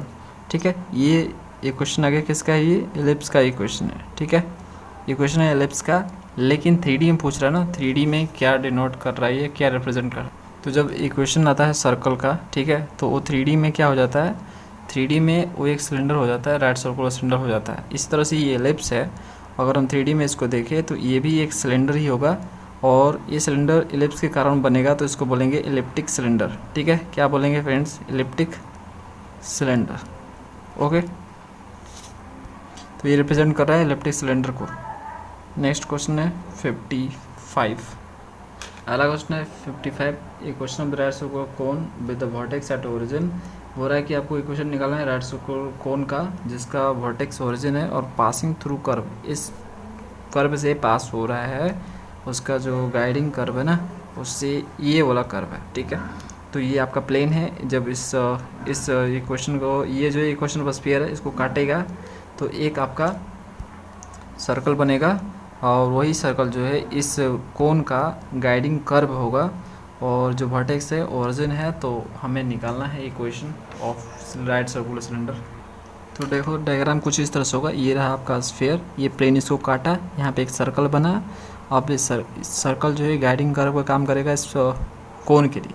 ठीक है, अब ये जो है हम इसका ले लेंगे, ये जो आपको दिख रही है, तो इसका हम इक्वेशन लिखेंगे। एलिमेंट हमने लेट कर लिया कि एलिमेंट इसका डायरेक्शन रेशियो है, और ये ओरिजिन से पास कर रहा है, इस कारण एक देखो x - 0 y - 0 z - 0 होगा, लेकिन लिखा नहीं मैंने, x/l y/m और z/n, और मैंने जो है इसको पुट करने के लिए इक्वेशन ऑफ स्फीयर और प्लेन में इक्वल टू r कर दिया। तो जब r किया तो एनी पॉइंट ऑन जनरेटर, तो इस जनरेटर पे कोई अगर पॉइंट है, जो वो पॉइंट है, ये कॉमन पॉइंट है जो कि इस सर्कल पे भी है और इस जनरेटर पे भी है और इस प्लेन पे भी है। ठीक है, तो वो पॉइंट हमने यहाँ पे उसको लेट कर लिया ऐसा। ठीक है ना, एनी पॉइंट ऑन आर जब यहाँ पे किया हमने, तो x = LR हो जाएगा, y = MR हो जाएगा, z = NR हो जाएगा।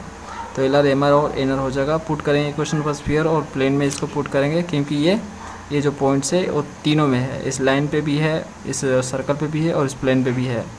तो मैंने जो है इक्वेशन पर स्फीयर में इसको रखा, तो देखो यहाँ पे जहाँ पे x y z है वहाँ पे LR और MR और NR रखा, तो इस तरह से = 9। तो यहाँ से r² कॉमन कर लिया, तो बचा L² M² N² और इधर बचा 9। तो इसे इक्वेशन 1 बोला। अब इसे इक्वेशन प्लेन में रखेंगे, तो x + y + z = 1, ये आपका इक्वेशन प्लेन है। इसमें x y z की जगह LR MR और NR रखा = 1। अब देखो इसमें से r हम कॉमन करेंगे और दोनों साइड स्क्वायर करेंगे, तो वही हमने किया। यहाँ पे r कॉमन किया, स्क्वायर किया, तो r² हो गया, L + m + n का स्क्वायर हो गया, इधर 1 का स्क्वायर 1 ही होगा। इसे इक्वेशन 2 बोला। अब इक्वेशन 1 को 2 से डिवाइड किया, तो जैसे ही डिवाइड किया तो कुछ इस तरह से हो गया। इसमें 9 था, तो राइट में आपका इधर 9 आ गया, इधर लेफ्ट में 1 था तो 1 आ गया। ठीक है, अब इसको मैंने क्रॉस मल्टीप्लाई कर दिया। ठीक है, तो देखो यहाँ पे अब लो भी r² भी है, तो देखो यहाँ पे फ्रेंड्स r² तो है यहाँ पे, लेकिन नीचे r² भी है, तो दोनों r² ख़त्म हो जाएगा। ऐसे कारण मैंने डायरेक्टली इसको लिख दिया था। ठीक है, तो क्रॉस मल्टीप्लाई जब किया तो फाइनली ये आया, ये 1 से मल्टीप्लाई होगा, ये 9 से होगा, कुछ इस तरह से। अब एलिमेंट को हटा देंगे, क्योंकि हम इक्वेशन लिखने वाले हैं और इक्वेशन x y z में होता है, वेरिएबल में होता है। तो एलिमेंट की जगह हम x y z रखेंगे। तो देखो एलिमेंट जहाँ पे l है, जहाँ पे x रख दिया, m है y और n जहाँ पे वहाँ पे z रखा, तो हमें फाइनल इक्वेशन ये मिलेगा। अब इसको फर्दर सॉल्यूशन करेंगे, तो इस साइड तो छोड़ देंगे ऐसे, इधर जो है a + b + c का होल स्क्वायर है, इसको तोड़ेंगे हम, इसे ब्रेक कर दिया। ब्रेक करने के बाद 9 से मल्टीप्लाई कर दिया, तो कुछ इस तरह से ये बना हमें। ठीक है, अब क्या किया मैंने, अब देखो यहाँ पे मैंने ये किया, तो ये जो 2 है ना, 2 कॉमन। ठीक है, ये में से तीनों में से 2 मैंने कॉमन कर लिया, और ये 9 तो आया ही था, तो 9 से मल्टीप्लाई कर दिया। ठीक है, तो उसके बाद मैंने क्या किया, ये वाला जो तीनों टर्म है इस साइड ले आया, तो ये 9 में से 1 जाएगा तो 8 आ जाएगा, और फिर से y वाला टर्म और z वाला टर्म 8 टर्म्स में आएगा, 8 कोफिशिएंट होगा इसका। तो 2 × 9 आपका एज इट इज़ ये चीज़ें रहेगी।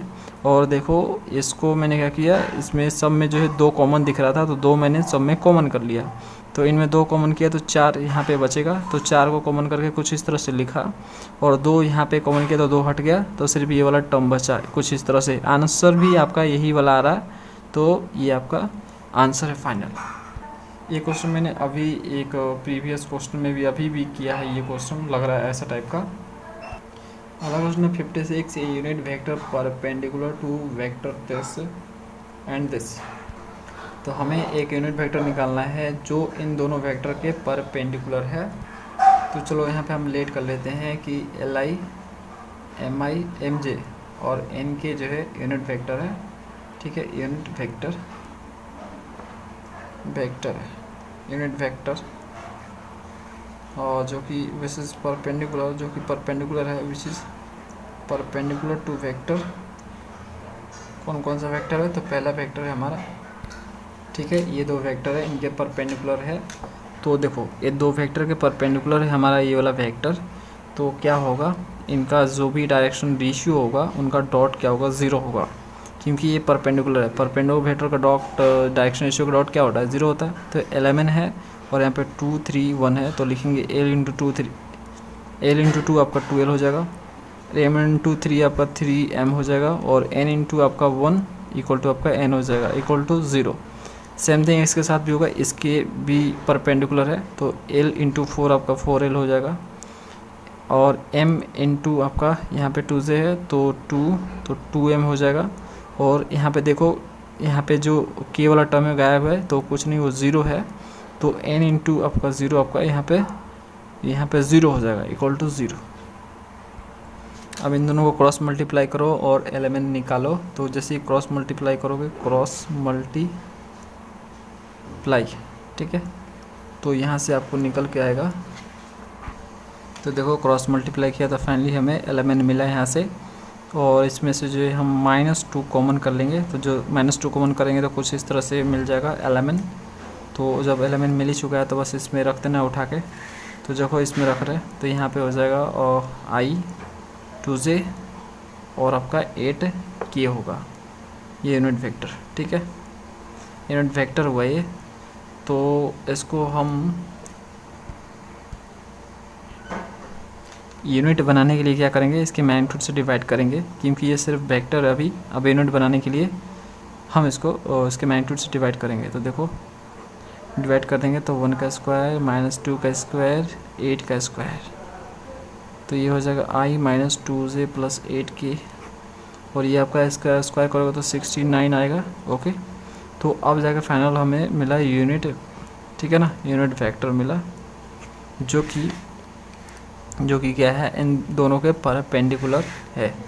ये तो सिर्फ वेक्टर मिला, और यहाँ से हमें यूनिट वेक्टर मिला जब इसके मैग्नीट्यूड से डिवाइड किए। देखो किसी वेक्टर को अगर उसके मैग्नीट्यूड से डिवाइड करते हैं तो हमें यूनिट वेक्टर ही मिलता है। अगला क्वेश्चन, इस वीडियो का लास्ट क्वेश्चन, ये क्वेश्चन ऑफ द प्लेन लिखना है हमें, which is the parallel to plane. इस प्लेन के पैरेलल होना चाहिए, और ये भी दिया है आपको कि 5 यूनिट्स है फ्रॉम द ओरिजिन। तो डिस्टेंस भी दे रखा है, डी भी दे रखा है, जो कि ओरिजिन से 5 यूनिट्स डिस्टेंस है। तो जो आपका प्लेन गिवन है वो आपका ये वाला है, इसके पैरेलल हमें प्लेन चाहिए। ये क्वेश्चन ऑफ प्लेन यहाँ पे लिखेंगे, ये question of plane parallel to given plane, ठीक है, पैरेलल टू गिवन प्लेन। इस प्लेन के पैरेलल होना चाहिए, तो होगा आपका सेम, ये तो चीज़ें सेम रहेगी, x + 3y + 5z और प्लस d = 0 होगा। ओके, सिर्फ ये वाला चेंज होता है, पैरेलल प्लेन लिखना हो जब भी तो सिर्फ यहाँ पे चेंज होता है, डी वाला पार्ट चेंज होता है, बाकी चीज़ें सेम रहती है। अब डी भी दे रखा है इन लोगों ने, तो डी = क्या है, 5 यूनिट्स आपको दे रखा है, d = 5 दिया है, ठीक है। तो यहाँ से x + 3y + 5z और d की जगह यहाँ पे +5 रखेंगे, = 0। तो ये हमारा इक्वेशन ऑफ प्लेन आ गया। आंसर आप देखोगे तो यहाँ पे √35 दिया है, जो कि गलत है, मिसप्रिंट हुआ है उन लोगों से। राइट आंसर यही होगा आपका, क्योंकि क्वेश्चन स्पष्ट है, और जब क्वेश्चन स्पष्ट होता है, पूरी तरह से क्लियर होता है, तो आंसर भी उसका क्लियर ही होता है। मिसप्रिंट बहुत से हैं आंसर, इसमें ऐसे नहीं है। अब हमारा चैप्टर 3 कंप्लीट सॉल्व होता है इस वीडियो से। नेक्स्ट वीडियो में हम लोग मिलेंगे कैलकुलस के साथ, जो कि आप बेसब्री से इंतज़ार कर रहे थे। कैलकुलस का नोटिफिकेशन चाहते हो तो सब्सक्राइब जरूर कर लेना। चलो मिलते हैं नेक्स्ट वीडियो में कैलकुलस के साथ। Thanks for watching.